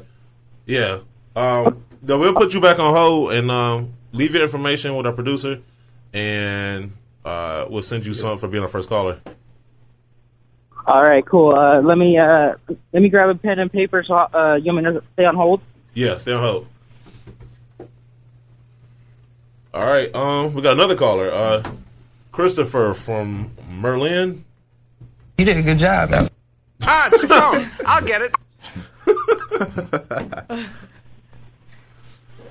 Chris. Hello? Yeah, what's up, man? I just wanted to know, what did y'all think of all these OG colorways that were coming out instead of like the new colorways and stuff like that? Are you talking about as far as what, the remasters?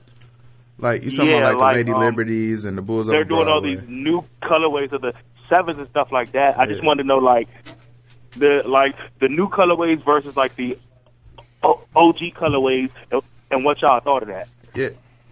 I'm gonna say just from someone who who has a shop, how customers are reacting to it. Everyone always wants the OG colors. You know what I'm saying? Like, it's like more people want it. It's like the OG collectors want the OG colorways, and then the younger ones want them. And then you look at the new colorways, like the Marvin, the Martians, where only the new collectors might want them, and the OGs might frown at them, because it's not original. So I will say there's more people who want the original stuff over the new stuff. But Nike's not going to, because like Nike has this thing about keeping it special for the people that have the originals. That's why they'll come out with like conceptually wise, they come out with the OG, but they'll tweak something on it, like so the red is not the same shade, or something like that. Or like the infrared on that Retro 6. Exactly, it's like a shade lighter. But I do kind of wish they had like a nice balance of OG and new colorways. I kind of feel like they retroing like colorways that were like boring when they first came out, like the 5s. Like, why? Like, there's other 5s you could have came. They could have came out with the black metallic ones. You could have came out with like 4 different new colorways and came out with at least one OG colorway if you're going to remaster it. I'm kind of. I think with the new colorways, because after a certain while, you get to a point where you have the Bordeaux situation, where like how many times you're going to retro it because you don't have any other colorways. Right. So now they have to get creative. I mean, the Barcelona days and the Barcelona nights, those are nice. Those are nice. Those are nice colorways. So I mean, they should have like each quarter of the year at least one OG Jordan dropping, and then you can fill in. And like I said in the last podcast, why not drop some of these player PEs? Like I would love to have a Chris Paul New Orleans Hornet Retro 5 or New York Knicks Retro 8. You know what I'm saying? Yeah. Like, do that. Like, so that's only an extension of Jordan brand, too, because people, even though Jordan was playing, people wanted the Ray Allen 8s. You know what I'm saying? Things of that nature. So I think they should start doing that, too. I think Jim Jones wants those, the real Ray Allen 11s, too, right about now. What's wrong with you? Yeah, so, I mean, I would agree. I would agree for sure. What you rocking right now, bro? Is it on there? The Jordan Future. Jordan Futures. What colorway? The gray and vault colorway. Okay. Yeah, that's a comfortable shoe. Yeah. I don't know if it's comfortable with my eyes, but it's comfortable. I heard to wear it. Yep.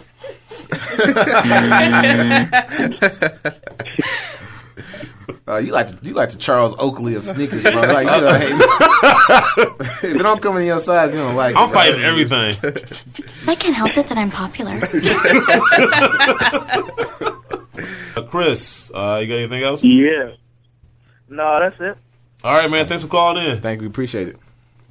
All right, thanks. Yep. We got to talk about MJ Chicago Bulls. I know. I was waiting for us to get here because I know she's about to have a fit just talking about Derrick Rose. But you know what? I didn't even watch the game last night. What? I missed out on the. I missed out on the game. Wow. But look, just know I'm hitting YouTube, right, and I'm gonna rewatch it because that's my boy. Why did you miss it? I don't know. I honestly don't know. I didn't get out of school till 9 o'clock. So I know you worked at slave hours, sun up to sundown. Yeah. I'm trying to get it out here. Do you got a pair of D Roses? I do have a pair of D Roses. Okay. One pair only. Which ones? Did they come with crutches?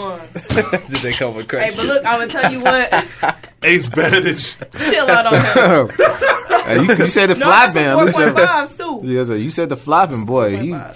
Man. Leave my boy alone. I was watching the last night and I was kind of like, ooh, like when he cut too hard, I'm like, oh man. I couldn't buy a pair of D Roses, man. No, like I'll be a spot up shooter if I was him right now. Like no. But I was happy to see him back though. Yeah. I think he's gonna do well. Shout out. Yeah, so Jetson, our problems are almost over. Yeah, absolutely, man. Derrick Rose he's one of my favorite players because he's the only one that plays with besides KD sometimes with heart.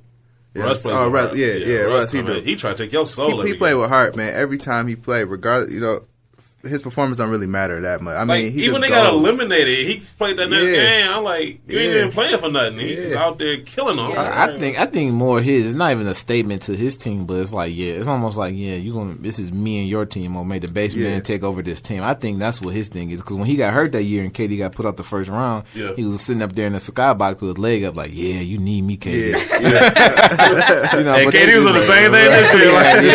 You need me too. At least I made it. You didn't even make it. So that's crazy. But he had more injuries to deal with, though. So I give him that. I give him a pass this year. Everybody's giving Scott Brooks shit too. I'm kind of like, really? Man, I think he's a good coach. I think he's a good coach. I mean, here's the thing: when you talk about firing somebody, who's better? Who you gonna get right now that's better than what he's doing? But right look now? What they did to Mark Jackson. Mark Jackson put Golden State together and they let him go. And that was a personal. There was a lot of behind the scenes stories about that one. Yeah, whatever. Yeah, man. That still, if your team winning, you gotta be out your feelings. You gonna fire a guy who's doing well just because you don't like it? The Niners just did it. Yeah. But they didn't. This 49ers didn't do well though. For the first time in 4 years? Bro, and how far did they get? They lost to the Seahawks again. Before that, they got blown out in the Super Bowl. It was just like, it was declining. But the Golden State didn't decline, though. The football is totally different. Like, making it to the championship, I feel like college and football, like, you can make it to, like, a certain level and still get that respect. Like, basketball is different because you literally one person can change a team. Football, you need your entire team to be on the same page. So what did Steve Kerr do for the team besides Golden State? I think Golden State did was just play harder for their coach. I think that's the only thing different. Everything they do is exactly the same from last year. Well, their offense is a little bit more fluid. And then because Stephen Curry, that wasn't nothing. Steve Kerr didn't say, "This is how you shoot a better shot." I'm not making an argument that he was a big difference maker. I agree with you. I think they were both good coaches, but I think Steve Kerr, personality wise, gets along a lot better with the management. But they're gonna give him Coach of the Year, guaranteed. Yeah, you know what I'm saying? Like, of course. I mean, who else you gonna give it to though? I mean, you could give it to the coach of the Hawks. I mean, I would give it to him. Look, yeah, I would say that because you're a team that you put together and that you took from point A to point B. You didn't take the team anywhere. I mean, to get the number 1 seed, like who had expectations of the Hawks this year? No idea. And actually, I would give it to. I would actually give it to Coach Black, man, because what? Yeah, because of everything that the Cavaliers went through this year. You know, adding new players and. You know, the big hypes around them, they still stayed consistent, got a number 2 spot. And they actually, for the first half of the season, if you ask me, they played terribly. So for them to overcome all of that and still end up, I'm going to say the same thing I said about, what's that dude down in Miami? LeBron should get GM of the year because he did more work than anybody else. Coach of the year, too, low-key. If you want to give it to David Blatt, you might as well give it to LeBron. David Blatt ain't coaching. Listen, what's that guy named down in Miami? Pat Riley. I mean, Eric Spoelstra. They were seat warmers. They kept that seat warm during the game. By the way. Huh? But Pat Riley helped. Like Pat Riley was doing this to Eric Spoelstra. Like I know, but that's why I say he's a seat warmer. David Blatt don't have no Pat Riley behind him. So it was LeBron the GM. And LeBron has always been the coach. Even Miami, Cleveland, ain't nobody. But look at his LeBron. coaches though. And this is something that LeBron hasn't had. That even D Rose and Kobe have good coaching. You got Paul Silas, Mike Brown, Eric Spoelstra, David Blatt. None of those players had any winning history. But who wants to go to Cleveland, Cleveland, though? I mean, first of all, you got to get available coaches, and who wants to go to Cleveland? I mean, at the point in time. Yeah, no. But back then, it was either Boston or L.A. who was major market and would go to that team. But, I mean, LeBron was a good player. The Knicks got Phil Jackson. I mean, granted, he has ties to No, the Knicks got Phil Jackson's GM position, which they're overpaying him. Every GM makes $6 million. He makes $12 million a year. How the GM taking up their salary cap space? Like, and look what it did. He go say, do away with the triangle offense. Like, this is your experiment. You're going to do away with the triangle offense. Oh, that's because you don't got Jordan, Kobe, and Shaq. Right. Oh. See how that works? Yeah. I always said that. I like Phil Jackson, but I never thought he was the greatest. I thought Larry coach. Brown was a good coach because he took Iverson, who he wasn't at times wasn't. He took a lot of teams, college and pro. The Pistons didn't have a star player. He took teams who difficult situations, and took them far. And he only person that got Rasheed Wallace stop shooting them threes, sit on the block. Oh, you shooting threes? Come sit on this bench. You know who else I thought was a good player? I mean, a good coach, and I think he never gets mentioned. Who? The coach that used to coach the Utah Jazz. Like they consistently. Jerry Sloan took him 20 years. You make the playoffs 20 years. That's a lot. Yeah, that's a lot. I mean, Phil Jackson is a legendary coach, though. Regardless, no, he's a legend. I just never thought he was the best. I always thought he could get out coached, but he had the greatest players. I mean, you got Kobe and Shaq. And the triangle offense wasn't really coaching. It's just that this is the system, and you guys make a decision. So Jordan, Kobe, and all them were making decision. Okay, because he never called timeout. Yeah, that's what I'm saying. Like he never called timeout. So it was also, I'm gonna get the smartest players so they can make decisions while I sit on the bench. I see adjustment, I go like that. I agree. When a camera pans to him, he's moving his hands. Like somebody like nudges him, the camera's looking at you. And then we just got the Wizards over the Raptors. That's probably the best match. That's probably the one I want to see. That's 7 games. It's equal. Yeah. It's equal. And they hate each other. They hate each other. The GM, when you got the GM cussing out your team. That's because Paul Pierce always running his mouth, though. When is he not running? He's always been like that. I know, like that's not a surprise. Yeah, like Paul Pierce. When is he not? His last comment when he was like, "If LeBron played me more in my prime, I want to see how many rings he have." It was like, bro, you do remember that you only went to the finals twice, right? This was LeBron was rookie and up and coming. Right. You still didn't go to the finals that much, bro. You didn't go to the finals till KG and Ray Allen came. Yeah, Paul Pierce need to chill out. I mean, he a Hall of Famer, but yeah, I agree with you. Let's understand your place in life. No MVPs, no scoring titles. You doing all that popping with no hardware. Yeah. Number books on your show. Like you don't even deserve to be in the same conversation as conversation Kobe. Pieces on it. You got clutch moments. Yeah, we respect you, but come on. I mean, Reggie Miller got clutch moments, but I mean, we ain't calling him GOAT, right? No, that's because he couldn't. Because that's what I'm thinking now. Before I was like Steph Curry, probably second, but now I look at it. Reggie Miller and Ray Allen needed screens to get their shots, even though they was hitting threes with Steph and Curry. Well, Reggie could create. Reggie could. Nah, okay. He could. Not moving. He could. He create jokes for Spike Lee. He wasn't creating. He wasn't dribbling, splitting two double teams, step back. Well, no, he's not. No, I'm not saying he's Steph Curry. I'm just saying like I give him the slight edge when it comes to creating their own shots over Ray Allen. He had a better pump fake than Steph Curry. That was it. He was not creating shots. You know how to draw that foul. Probably. That I hated that. Man, but I could not stand that. Kobe picked it up. Yeah, he did. I can't front. No, what's his name took it to another level though. Rip took it to another level. No. D Wade too. Yeah. That leg, man. Oh my! I used to hate that. Dog. Like I was like, the referees know. Like, come on, man. Y'all being fooled. But my thing bamboozled, ran them up. But when Jordan beat the Pistons, so they took away hand checking. So now it's like the players. I'm not gonna let you get away with that. Yes, you did. Yes, you did, no, bro. I'm not gonna let you get away with that because that was. Look, that was two things happening at once. It was inevitable they was going to beat the Pistons. Every year, it was getting closer and closer. Did they beat the Pistons without hand checking? Oh, my God. You don't get swept because of hand checking, guys. Yes, you do. Because that's because you're throwing your player off his balance, and I'm able to square you up. I can do what I want. And that's what Jordan was good at. Dude, it was going 7 games. Like, I mean, it wasn't like they was getting swept. But my thing is that whistle was more free throws, which were more points. Dude, how you go from 7 games one year and then 4 games the next? That ain't hand checking. It is hand checking. That ain't hand checking. No. Then Jordan started playing to the rules, and everybody said, I respect you too much to let you make that argument. How? It's not. So you hand checking. Whatever. Here's the thing. Jordan That's true. Jordan made this comment where, the players in my day, they wouldn't last and all this, how hard the fouls were. Yes, but you're the reason why the game got softened because they took away hand checking. And then once Jordan started making the league money, we got to protect our prized asset. And then all the players saying, Jordan's playing to the whistle, all these teammates playing, we're going to start playing to the whistle. Here's what I say. What's wrong with you? Yeah, what is wrong with you? No, this is real life. No, here's the thing about that.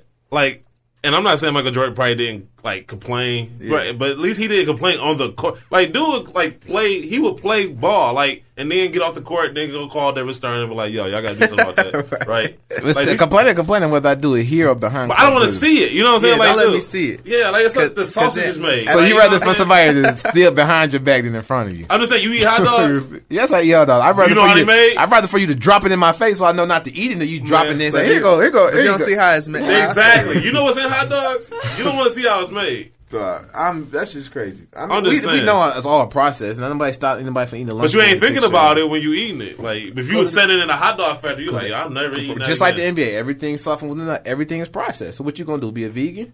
I might. Yeah. Nah. Yes, sir. You can start fitting to them. You gonna start fitting to them. What's them Z-fluxes? You can be a vegan. You start wearing Z-fluxes. No. He just took a shot at everybody. You gonna start wearing Velcro strap backs. That's what's up. We alienated Atlanta and ZX Fluxwear. So You did a good job. That was tight. Thank you. I don't think we should even talk about Tim Tebow because he went. Oh man, I know. Tim Oh my Tebow, god, man. I'm almost mad that I put this on this list. You guys hate Tim Tebow because he can't pass, but here's the thing I like about him. Denver threw him in there when they thought the season was Trump and Jay Cutler. Why they give him any chance of the chance? I would take Jay Cutler over Tim Tebow. No, I would any day. We completely disagree on that defense. So now also too, then he saved their season and got them a playoff win. Then so their defense ain't had nothing to do cool. with that. I mean, I think, but Denver had the best defense. Yeah, did they score any points? Huh? The defense scored any pick sixes, nothing like that. No, yes, they did. It was a collaborative team, but with that game winning drive on the Sixers, on the Steelers, we're gonna point to that one play. That's what got them the second round, bro. And then they got to dismantle by like. My thing is, out of respect, you took my trash season into the postseason, right? Yeah, and then you still want to pay Peyton. My thing is, keep Peyton. If anybody can teach anybody anything, it could have been Peyton Manning. Say, yo. Okay, so why didn't the Patriots keep him there? Who? Because Patriots don't keep nobody. If it ain't about Belichick and Tom Brady, they get rid of you. Look how they did Randy Moss. Randy Moss broke Jerry Rice's record and got rid of him next year. For a while. And look what they did to Wes Welker. All that. It's just. But they kept him for. They kept him and they paid for it for 4 years because they took away the deep threat. If they were usable, if they were usable, they would have used you and then would have got rid of you. No. They didn't even use them. They was just like, if the headlines if you're in the headlines more than they are, they're gonna get rid of you. That's how Belichick's system works.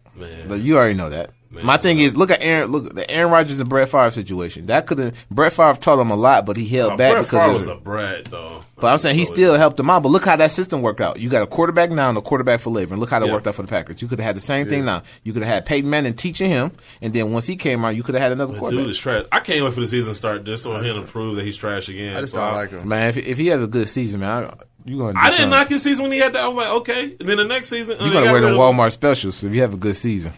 Okay. They'll make size of teams. So whatever. So the word is. Can I say this too about Tim Tebow? it's not even so much about Tim Tebow. It's okay. Like I feel like I'm in the middle. Like I don't care either way, but I feel like it's such a wave of people that want him to succeed so bad, despite facts, that like I feel like I have to like stand my ground and like fight against it. It's like, dude, like all this Tim Tebow love. Like I don't know who gets talked about more on ESPN, LeBron or Tim Tebow. Probably like, at least LeBron playing. Yeah. Like no, like, we talking about Tim Tebow. Yeah, I just don't care for Tim Tebow at all. No, I'm good. So, of course, the news is Nike is going to get the contract for the NBA uniforms, which I'm super excited about it because I remember when Nike took over the NFL uniform, they killed it. Like, the Seahawks have the sickest uniform. You can't even argue against that. So, you ain't got to be a Seahawks fan. Yeah, exactly. So, I'm so excited to see, especially after the Bucks just changed their logo. I think Denver changed their logo. But they changed their coach. They was in the huddle and he was talking about the play and everyone was looking the other way, like everybody was like this. Yeah, hey. But they're doing like Rasheed. I think Ty Lawson or somebody from the Nuggets, the 10 players, like we're just waiting for the season to be over. Like that's when you know you lost your team when they're saying that. Wow. It's a phone. I'll get it. Oh, we got a phone. Oh, bet. All right, we got Mary from Detroit. Oh man. My sister. What do you want? I need my screen feed. Oh my God. Oh my goodness. You call a sneaker podcast to talk about your phone screen. So? I don't know nothing about sneakers. What you call? You know what I do to sneakers. Huh? Eat them? Like, I don't know. What do you want? What do you want? I just told you what I wanted. All right. Well, I will talk to you about that later. No, let's talk over the podcast. No. The evidence doesn't lie. Bye, Mary. I love you. Bye. Love you too. Yeah. Okay, that was my sister, Mary. Fix her screen, bro. Yeah, I know. Tell her to quit breaking it, man. Yeah. What she do to sneakers? What does she do? What is that? Sleep with them? I don't know what she does with them. That's a question now that I want to know. Like, you know what? Since she wanted to call and like interrupt the show, I want everybody to give me their opinion on what Mary does to sneakers. Just tell me what you think she does to them. Nothing's out of bounds. She might, cut the tongue, cut the soles. I don't know. What do you guys tweet us? Tweet the show. What does Mary do to sneakers? Fill in the blank. Yeah. I don't know. I'm gonna say eat. Eat. I'm gonna say eat.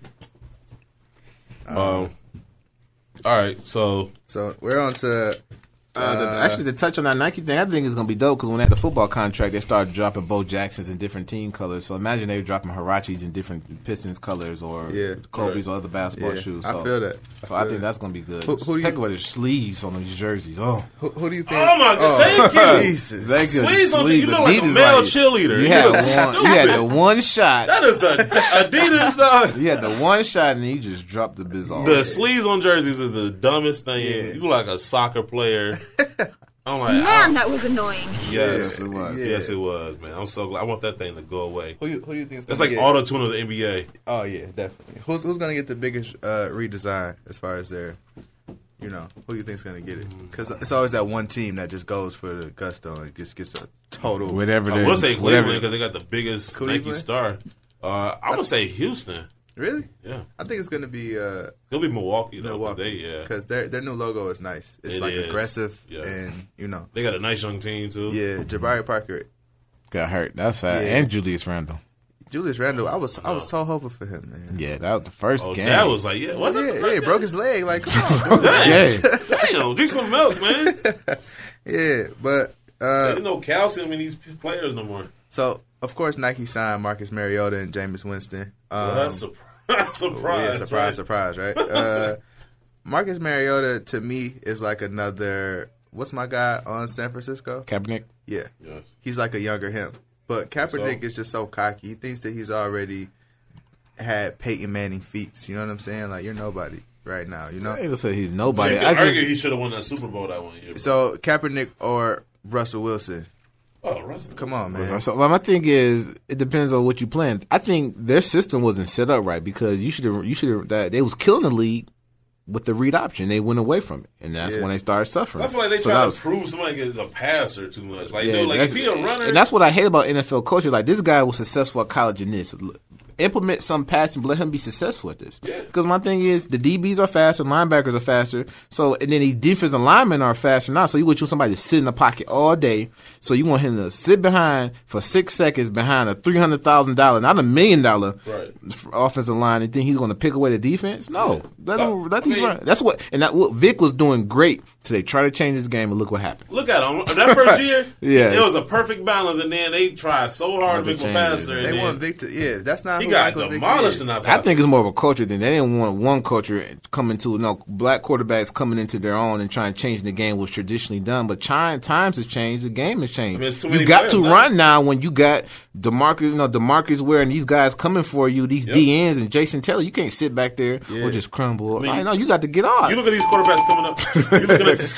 You look at these quarterbacks coming up now. Like, I mean, not that you see more running / passing passes than you just see the stand back. Like, you don't see any more Peyton Mannings really like that anymore. Or like Tom Brady. Aaron Rodgers was our last like quarterback that he got the running when he saw the that depend on that arm. Yeah. He got perfect balance. That dude, man. He can throw a perfect pass on the run. Like that dude. He's solid. But Russell Wilson mastered the running and the balance because he keeps his eyes downfield. So if you drift off, you still got to watch him. You can't run. Like, I still take Aaron Rodgers though over Russell Wilson. Yes, I would. Yes, because he's a better passer. Way better passer. And he runs when he needs to. Like, Russell Wilson is a better runner, obviously. Yeah. But he can still pass while running. That's what makes him dangerous because he's looking like this. You're not going to commit to him because when you commit to him, he's going to dump to the tight end. When you stay there, he's going to run for the first down. Aaron Rodgers got and plus, Aaron Rodgers carrying his team a lot more, too, though. You think so? Yeah. He's carrying a lot. He got a good defense, too. Don't try to I didn't say it was bad. I just think he's carrying his team a lot more. Got a squad. Like, that's my point. The Seahawks got more of a squad than the Packers do. Yeah. But he got one more. Because you look at those games last year, they should have lost. Like, willed 3 of those games. But that takes from quarterback and your defense when they're both. Like I said, it's a team sport. Yeah, like basketball, and this is what things will give me with players. They like Tom Brady throws a touchdown, they go sit down on the bench. So it's time for the play. Like basketball players, Kobe or LeBron scores and have to get back on defense, so they affect the game more than. Well, it's a more physical game. But it's 22 players to win a game. To win a game, not just one. I'm just saying, football is way more physical. So and I think Jameis Winston was my favorite pick. I would say between Mariota and him, I would pick Winston. I think he got some like maturity issues that he obviously has to deal with. But I think as a player, I think he's solid, man. I think he's solid. I could see myself giving. If I was a GM, I could see myself giving him a chance. But man, I would tell him like, dude, the first time. Wasn't he like in the store stealing crab legs? Come on, right? But here that happened. The lady was you James Winston, and he was paying. She gave him some extra more. Then her manager came and checked her about it. And of course, she something like, he took him, and then that's how that happened.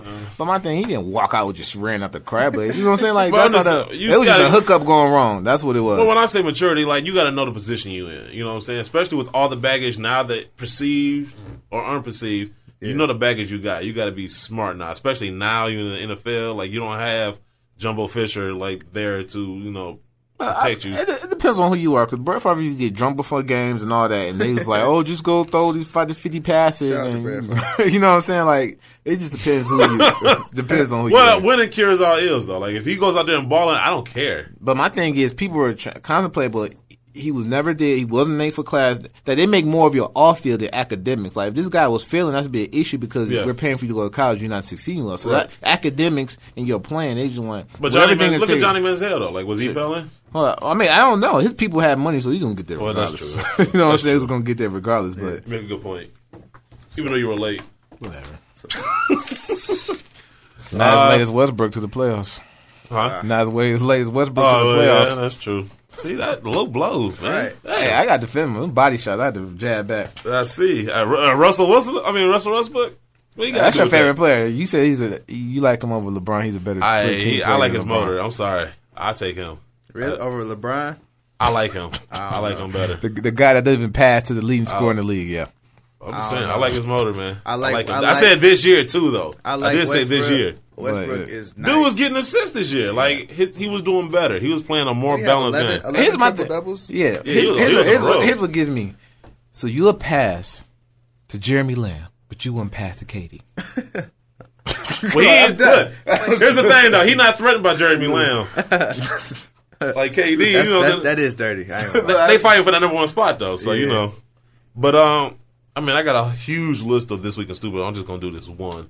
Floyd Mayweather says he's better than Muhammad Ali.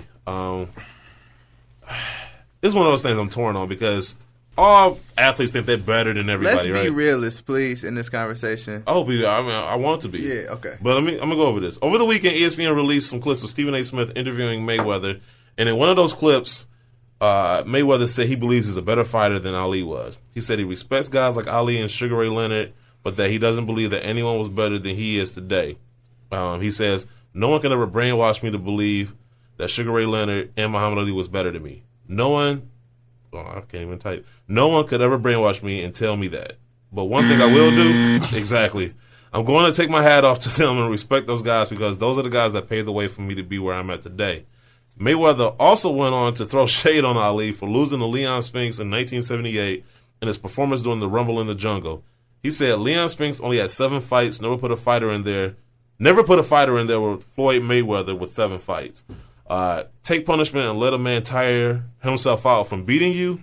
You hit him with a few punches and go down and quit. And you want to be glorified for that. So, whatever. Take it for how you want to take it. You go start out then. I guess I respond to wherever you're gonna go with it. So, first of all, I gotta say I agree.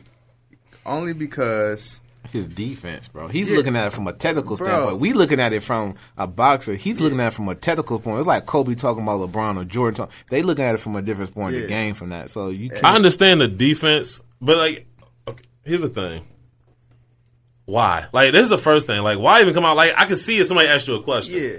But to come out and just say something is dude, you putting yourself in that. I'm gonna say it like this, and I think I got Guru on my side now. Finally, Jay said in one of his songs, he said you mentioned Jay. Oh, you definitely got him. He was someone asked if he was God, and he was like, "Fuck, I'm supposed to say no." You know what I'm saying? Right, and that's what I'm saying. So it's if you are undefeated, you know. But undefeated doesn't always mean everything. You look at Florida State; they was undefeated. What rank were they? 3rd. Yeah, but that was a BCS system. This is no BCS system. But my point is, just because you're undefeated doesn't mean that you had a better strength of schedule better competition than everybody else. He's proven though. No, I'm not saying he isn't, and I'm not surprised that he. I mean, like I said, if somebody would have asked him, "Do you think you're the best ever?" I wouldn't expect him to say anything, but yes, right, exactly. Right. But my point is to come out and say, and then to say the Rumble in the Jungle, that was a brilliant move. First of all, it worked. Yeah. And then, too, it was brilliant because nobody had ever taken George Foreman past those rounds. George Foreman just pretty much went out there and just wailed on you for 2 rounds. But I think, is that really a good thing, smart thing to do? Because now you're thinking, I'm going to win this fight, but you got to think career-wise. So Mayweather's able to, you're not going to really hit me, landing me in punches, but I'm going to still give you the work, and I'm going to at the time, my career, though. You got to look at, once again, looking at Muhammad Ali, you lost a step, so you're not able to dance like you used to. If this was Muhammad Ali 4 years ago, or 4 years before that fight, he would have just danced around and just obliterated him. But he knew he wasn't going to be able to just dance around. George Foreman's going to cut the ring off. So he made a smart move. And people don't realize Muhammad Ali could take a punch. I mean, you look at him now, you like to think that, the punching did a lot of damage, which it did do. He let him, though. He was he beat me. But, I mean, he was taking a whole bunch of, ribs. So it wasn't like he was hitting him in the head. He was giving a whole bunch of shoulder, rib punches or whatever. Yeah. And by the 6th round, dude was tired. So, not even halfway through the match, dude is exhausted and I think Floyd's way faster than. A lot of people forgot about Roy Jones Jr. He was he birthed that Floyd style. You ain't gonna hit me, and I'm gonna light you up. Dude would have his defense down. I don't know who was quick. I mean, because I'm gonna say Floyd. If somebody had the nerve to say that Muhammad Ali wasn't defensive, I'm like, dog, go back and watch a fight. Just not as defensive as Floyd. You couldn't touch dude. Who? Muhammad. Before he had that 3-year hiatus, because I think that hurt him a lot too. But I'm thinking of. I mean, you don't practice your craft for 3 years? I'm thinking of the advancement in strength building and stuff. That's a thing that he has that Muhammad Ali didn't necessarily have. Yeah, but we ain't really looking for excuses. We just looking on who was a better boxer. I mean, but you got to take that as context though. That's all I'm saying. And then it's Floyd. I mean, like if you look at NASCAR, like if I'm the fastest racer in the 20s, well, I don't have the technology that they have now. Like, you know what I'm saying? So, yeah, like technically you are, but at the same time, in context, like I think you said it best. You know, I think he paved the way. Like Muhammad Ali, when he asked this question of who was the better boxer, I think a lot of people always take into consideration like his legacy and what he did for like. Well, I'm just saying, type of thing. You just when you take shots at Muhammad Ali, you just going all the time gonna come off as an asshole. Like you know what I'm saying? Like because Muhammad Ali means so much to so many people. And this is what I have in sports, especially with the older fans versus the newer fans, new wave. At some point in time, someone's going to be better than somebody. Yeah. Nobody thought nobody was going to be better than West and Russell than Bird and Magic. They thought this was the peak. Then Jordan came. Then Jordan peaked. And then you got hints from Kobe and LeBron. At some point, and I think that's why Mike said some of his comments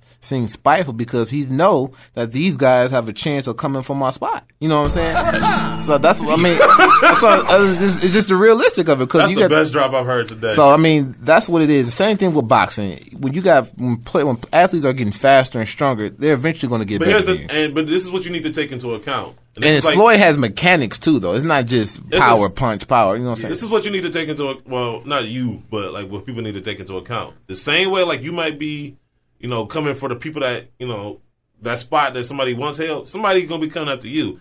And I think most athletes have this gracious way, because I think they all think it, like, I'm better, but they have a gracious way of doing it. Like, Michael Jordan obviously probably thinks that he's better than Magic Johnson and Larry Bird, but he gives those guys, he's not going to go out his way to talk shit. But he doesn't have to, because all they do, Magic and Larry Bird, just praise him. Like, I couldn't praise a dude that would just torture me left and right. Well, Larry Bird doesn't really praise him. Yeah, I'm saying like Magic. Larry Bird don't praise everybody. Everybody praises Mike, but it just Magic Johnson praises everybody. Like he named like 30 MVP candidates like at the beginning of the year. Yeah. I'm not a puppet. I'm a real boy. But I look at, for some reason I look at Magic Johnson like I look at. I just don't like they'll go out your way to talk shit to Muhammad Ali. Like it's a boxing. You went out your way though. Like that's the thing. Like, Jordan goes out his way too to slight some of these players too. Throwing shade at LeBron. He ain't Kobe stole my moves. It's like, bro. Okay, but that's the reverse of that. Like Muhammad Ali ain't throwing shade at Mayweather because Muhammad Ali doesn't really do interviews like that. I'm pretty sure he'll say if he at that point in time was saying nobody's better than me, then why you think he wouldn't say it now? No, he's probably playing. I don't know how much of the interviews. I'm the greatest.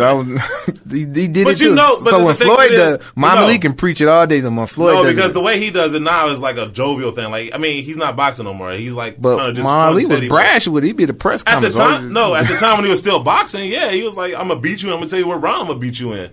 And now he's more accepting. I mean, there's a lot of interviews he's done where he's like, more than gracious to the players and whatever. Like he's like an ambassador now. Like he's embraced that role. So he's not. So when he talks stuff, it's kind of like a throwback. Like, I'm the greatest. Like, he's not seriously saying like I'm gonna go out there right now and beat you. You vile little girl. So you know what I'm saying? I just think like to go out your way and like throw shade, like out your way. Nobody asked you that question. You just went out your way to say, by the way, Muhammad Ali. That interview at the end too, though, they asked who on a one-on-one who will be would Jordan stop LeBron, and Stephen A. Smith said yeah, and then Mayweather said I don't think so. He's too fast. He's too strong. Like what he should have asked him was who win in the reading competition. Lord. Yes. That's the only way he can be. That's the only way he could beat Mayweather. Stop. Muhammad Ali right now could be in a read-off. All right. You can't ask him to have a write-off, though. Oh, man. I'm scared to even see that fight. He's completely lost his mind. Yes. Release dates. MJ. Don't even read I don't know why I did that today and tomorrow. Whatever. These are the dates. For April 24th, you got the Jordan Low Future, the photo blue, as well as the Midnight Navy. This Air Max 90 cork. I want to. Oh my god. Oh yeah. Yes. High five on that. But getting those. Man, I might get these next ones. Is this supposed to be exclusive or what? This cork, this Air Max 90 cork. Probably, yeah. But they all have been so far. Yeah. Man, so your house of hoops? Yeah, I need you to hook me up. Size 15. Size, okay. Gotcha. Pray we get that. Right, yeah, I will be. Yeah. Which God do I pray to for that one? You can come get him from yeah, after he come by from us. Detailing on this Kyrie 1 is infrared, white with the red underlay under there? Yeah, it's like an orange underlay. It's not even red. Oh, wow. So they need to quit playing with this infrared colorway because we don't know. I'm kind of getting tired of that infrared. Me too. I'm kind of burnt out on it now. I'm getting these next 3 pair, though, by the way. Easy. Really? Yeah. Oh, man. For this upcoming Saturday, that's supposed to be the... But tomorrow you got on here? I don't know why I did that. I was sleepy. All right, so for the 25th of April, you got the Barcelona 7s. I want to abbreviate on. Is this just a men's release so I can get my anger out now? So far? Yeah. Is it? I need a 5.5, 6. Oh man, those are kicks. You might be able to make something more. Don't text me, brother. Don't text me. I'm not speaking to check his cut from me. You know what? Good move. I'm with you on that one. As well as dropping on April 25th, you got the Nike LeBron 12s EXT, the Rubber City. Sick. I ain't seen them. I'm on the fence. Sick. I'm on the fence. I got to see them in person. They're supposed to represent like Goodyear tires, wheels, and from the industrial rims. part of Cleveland. Okay. Yeah. That's what's up. Oh, that's attractive. They're sick, man. I love it. Air Jordan 11 Lab 4s, all black. Straight. They look like candles. What? Like wax candles. All wax. Yeah. They nice though, man. I can't lie. I'm great. I'm straight. Ask him about them ponies though. Hey, they different. I'm sorry. He picked the ponies of the 11 Lab 4s. Are you Yes. serious? I'm dead serious. What? I'm dead serious. Come on, bro. I'm dead serious. I can't even take you serious right now. Nope. I'm dead serious. You're crazy. You'd rather be a cheetah girl. I am crazy. A cheetah guru. Cheetah girl than go to the prime, huh? I'm going to let you get that one. That was nice. I'm going to let you have that one. That was one.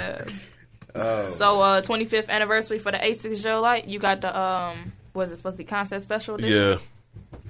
I actually like those. Those are nice. They should give us our own shoe. You can curtsy or not. That's your choice. There's really nothing I can do about it. Absolutely Except not. for have you beheaded. That seems a bit extreme. Yeah, for them ponies, but I think they should give us our own shoe, sneaker box. Yeah, and we everyone design their own box and colorways. That would be dope. That's a good promo. Well, Asics.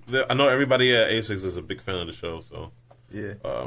Shout out to them, man. Yeah. Yes. Asics changed the game, man. They stay in their lane. They know what it is, and you know, I like that. The whole jogger lifestyle. Like I was telling Sean the other day, man. They like when you think of joggers nowadays, you think of them rocking them off Asics most of the time, and then that whole collab they did, those gold joints. Who did them? The Ronnie Flag. Yeah, those are hot, super hot.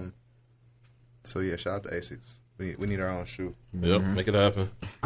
These next one's nice too, though. Yeah, the base. Yeah, the base special edition Asics Gel Light. Misfits. I haven't seen those yet. Yeah. Matter of fact, the next ones too. These Deodora, I kind of like these too. Deodora, man. Deodora. They got some stuff coming this year, dude. Didn't they used to make them Chris Webber shoes? He won the All-Star game with the spinners on them? No, that's Dada. Oh, yeah. Oh, yeah. You had a pair of those, didn't you? Who, me? Yeah, those yours. Size 15. Yeah, no, look I'm saying it right now. If I had like a power wheel on your feet. if I had a pair of those, we would not be doing this podcast right now because I would have committed suicide. That was your 11 lap for back in the 90s. Right. Exactly. Oh, man. I'd rather wear those Alondra ones with the 34 on the side. Really? Yep. That was dope. Like Air Riff. Man. So April 27th, the Air Riff Black Forest, as well as the Concord Bright Golden Rod. Like what is ballerina shoes mixed with Huaraches? Right. What does that even look like? Man, it's a horrible looking shoe. Yeah. I'm sorry, I can't even fake ballerina shoes meets a Huarache. Basically, essentially, that's what. He's completely lost his mind. Mm-hmm. Matter of fact, I do. The designer did. I've seen them. They got straps on them. Yes. Yes, yeah. I've seen them. Yeah, I've seen them. Yeah, unfortunately, I have too. Yeah. So April 28th, you got the what is this A-Life edition Puma? Yep. Yeah.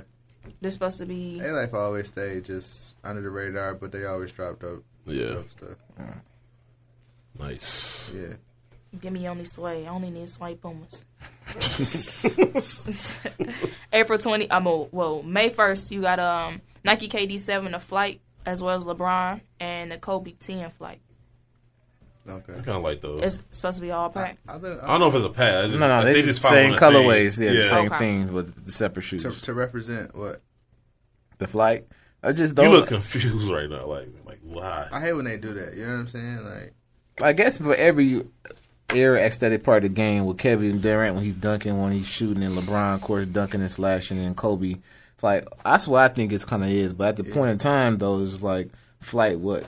Flight jump, flight what? But that's just them. At some point in time, I think these designers should start bringing people in out the street. Like, go to the athlete. Like, okay. Yeah. So sometimes you could have just go to the blog. Well, you dropping the elite, then you dropping the regular one, then you're going back to the elites. Yeah. Yeah, it should be a. It should be like process. You drop the elite and no more regular ones drop. Yeah. Unless it's an EXT. Yeah. This is my next one. This is my favorite one. Yes. It's Air Jordan 5 Hornets, a.k.a. Midnight Navy. Yep. Yes. They are so sick, man. I know. I can't wait to get those. Dude. Only thing about fives are my favorites, too. Only thing I'm going to do is just change Navy that blue teal. shoestrings. It's nice. Man. It's decent in person. In hands, it's clutch. What's the material? Is it that's leather? It's leather. It's not like Oh, y'all got them already? Yeah, we got it. It's butter soft leather. I seen that came in yesterday. My lord! Is it texture? It's not like texture. So smooth. It's all leather. Yeah. It's almost like a cross, almost bluish, almost purplish back to blue. It's a nice color. Y'all like it? Man, yeah, I'm there. I'm there. I'm getting it for sure. Dojo kicks. Size 15. I need them. Pick me up. We got you. We just gonna be at your stuff. Okay. All right. May 4th, you got another Nike Air Rift. It's a Liberty colorway. Oh man, they got that package coming up too. Jesus. The Air Rift is heavy. Oh man. Okay, I want to touch bases on this this retro one, this Tasmanian Devil. I've seen the colorway. I just think if they was gonna make it a Tasmanian Devil colorway, they should have based it off a brown, like the Lola Bunny ones. Yeah, but it should have been like a deeper like wood brown. What color is it? It's all white. Purple, white, like nothing that reminds you of Taz, like at all. White, black, purple, orange. That's what it is. Like the best Looney Tunes character ever. Like, why wouldn't you? Oh no, Bugs Bunny. What? Oh, we Looney Tunes all over here. Look, don't matter the character, just sweet. I feel you because I got like the box set collection. You can't really choose. Bugs Bunny was over-marketed. Yeah.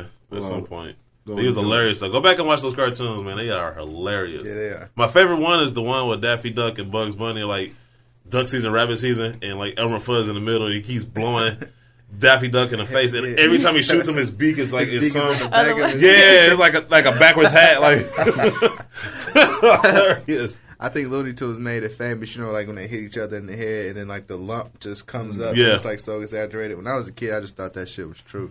You know so you're scared to get hit. Like like that shit was always epic. Oh, man. Crazy. I got to look those up, though. Yeah. Oh, wow. May 7th. Really? Is that happening? That LeBron 12 low? Yep. Wow. Really? Up to Brudge. Here we go with that again. What? There will never be another LeBron V8 entourage. And this wasn't a definite. They said it could have been a tribute to David Blatt's Russian team that had their colors or the entourage. But my thing is, it would never be another LeBron 8v2 entourage. That black, photo blue, and the yellow, I just took it off. Just for the time. They weren't doing stuff like that. Oh, we got to get through these next ones. Yeah. My bad. May 8th, Nike KD Elite. What is that? Able? It's a basketball. It's a bag. It's a basketball league. Oh yeah, overseas. Right? Yeah. May 9th, Air Jordan Retro 5, Grade School Hot Lava. I need to see that because you haven't seen those yet. It's great. It's great. It's like gray and infrared. But the outsole kind of bothers me. I ain't feeling that, but I don't like the 23. I don't like the name Hot Lava. It just sounds dumb. All right, so May 15th, same big. You got Nike KD Elite Elevate, as well as a Kobe 10 Elevate, LeBron 12 Elevate, Elevate, Air Max Rift once again, Crystal Mint, Nike Women's Air Max Rift, Nike Air Max 90 Liberty Ultra Essential, Nike Air Max Tennis Classic Ultra Leather, Nike Liberty Classic Asics, and then a bunch of other. Oh, Saucony's. Let's touch base on them. I need up there. The mint chocolate chip looks dope.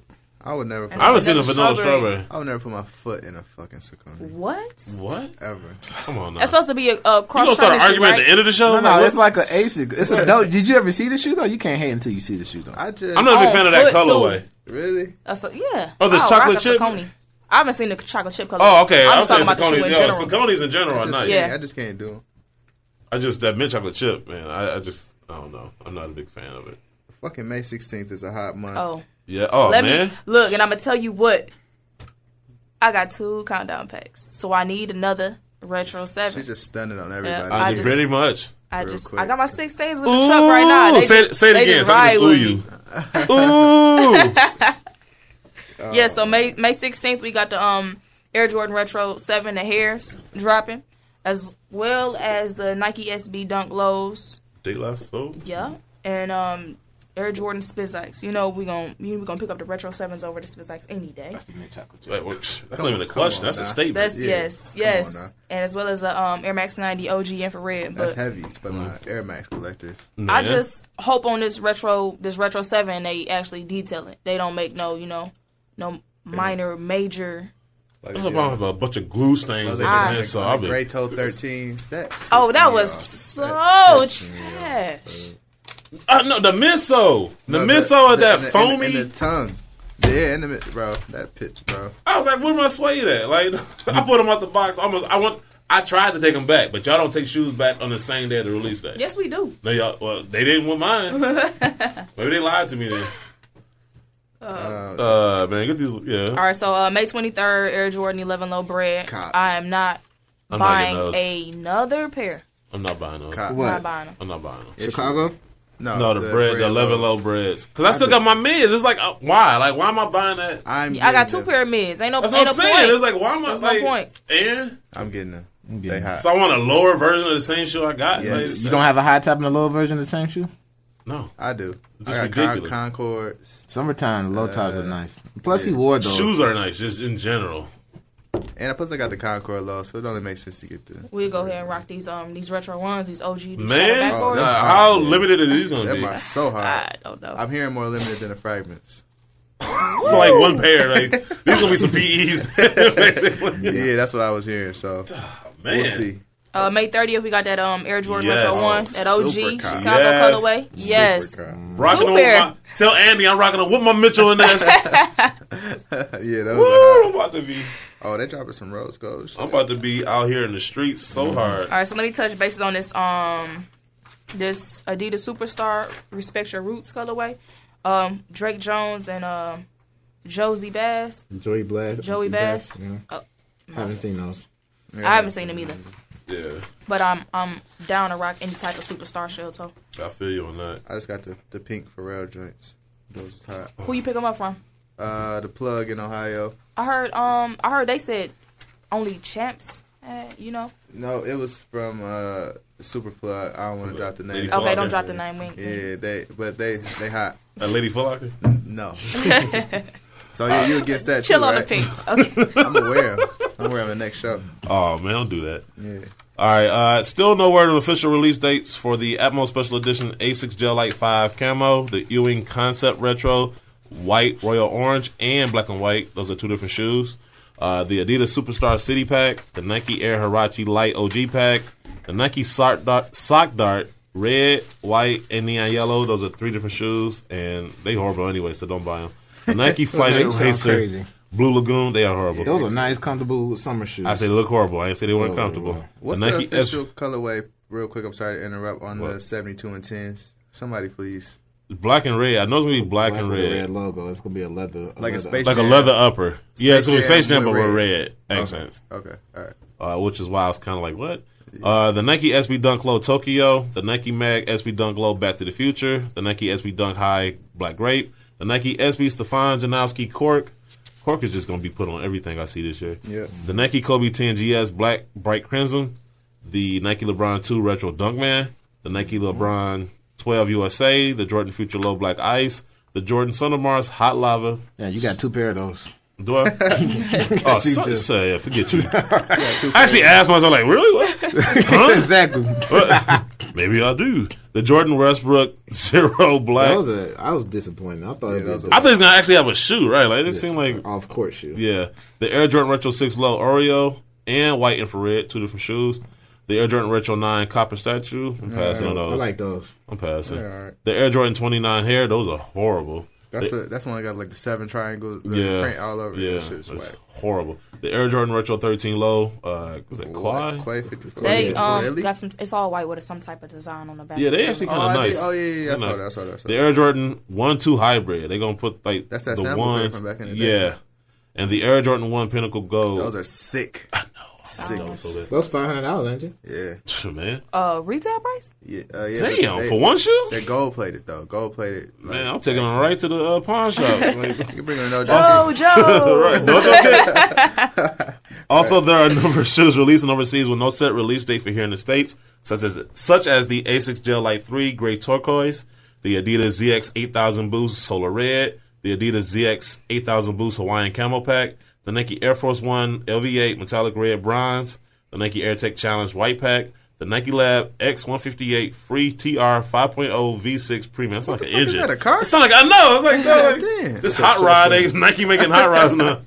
The Nike NSW Tiempo 94 Daring Red, the Nike Lab LNZ1 Milan Special Edition, Kobe 10 Elite Low HTM Collection. That sounds like a computer chip. Dope, no, that's a dope, but yeah, damn. Those are super dope. The Milan joints. I feel like they like missing like some more words to put in the name. Yeah. The Nike Kobe 10 EXT Mid White Gum. Those the are Air trash. Yeah. And the Air Jordan Future Low Cool Gray Aqua. Stay tuned to SneakerBarDetroit.com for more sneaker news and release dates. The Kobe 10s look like a Band-Aid and some Birdman. Yeah, exactly. All right, real quick, near the end of the show, I want to do some shout-outs. As you guys know, we were talking about how females don't get enough respect in the game without having to, like, dress, like, half naked to get some love. Yeah, we talked about that. Yeah, so everybody's been sending me names. So these are names on Instagram. I want you to go check them out. Check out their Instagram profiles, their collections. BG Kicks, Goggles, that's with the Z, _23, LA, but it's spelled EL_AY, and Dynamo88. Also want to shout out my main man Mike Rich on YouTube. Check him out. Rich's Kicks. My main man Jay Lawrence made the encyclopedia. Man, where my book? I knew he was gonna ask me. I know. Listen, when I get them, then I give them out. But I don't have mine yet. Sharon Washington, Sneaks and Kicks magazine on iTunes, OSD Live. From the Feed Up on Network A YouTube channel. It's my main man, Space Ace X. Bullet RC, what's up, man? Able to reach out to him. May actually have him on the podcast, do an interview. And then, of course, the Detroit legend himself, JumpmanBostic. All right. Anybody else got anybody to shout out? You want to shout out anything? I know you want to shout out. Yeah. Shout out to the entire Nojo Kicks team. Nojo Kicks Birmingham and Detroit, man. Shout out to Sneaker Bar, man, for having me on the show, finally. Man, it's nothing but love, man. Who else, man? Who else is out there that I need to shout out? I think that's it. I want to shout out everybody in this room first because all of us come together and everyone's on their respective avenues and things. So that shout out to my home store, 54, Redford, Michigan. And the current store I'm at covering right now is store 68 Lincoln Plaza. I'm sorry to hear that. Yes, it's okay though. I'm nice being a highly paid cashier over there. There you go. What else? Everywhere, Puffer Red. Everybody where I get shoes, everywhere I get shoes from. Because at the end of the day, I'm still a collector, so I don't have an endorsement deal where I can't talk or listen. Or Mr. Allen's Elite. Yeah, whoever else to get shoes from. Shout out to Jake and Adam. So those two. Yeah, everybody at shout out to Detroit, man. Yeah, like, shout out. You know what I'm saying? MJ. Who you got, MJ? I got first and foremost, shout out to my resellers. You know, that ones that look out for me when I can't grab my shoes.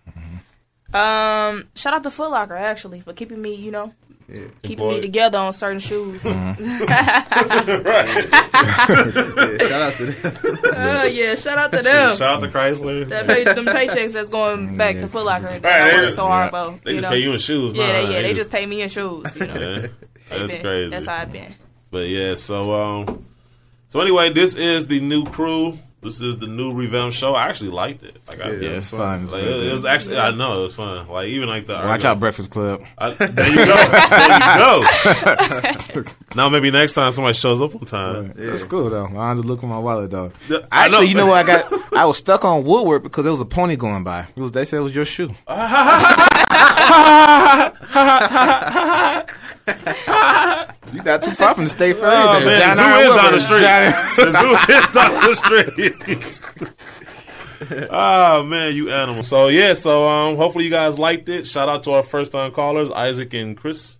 Yes. So we'll be doing this every week.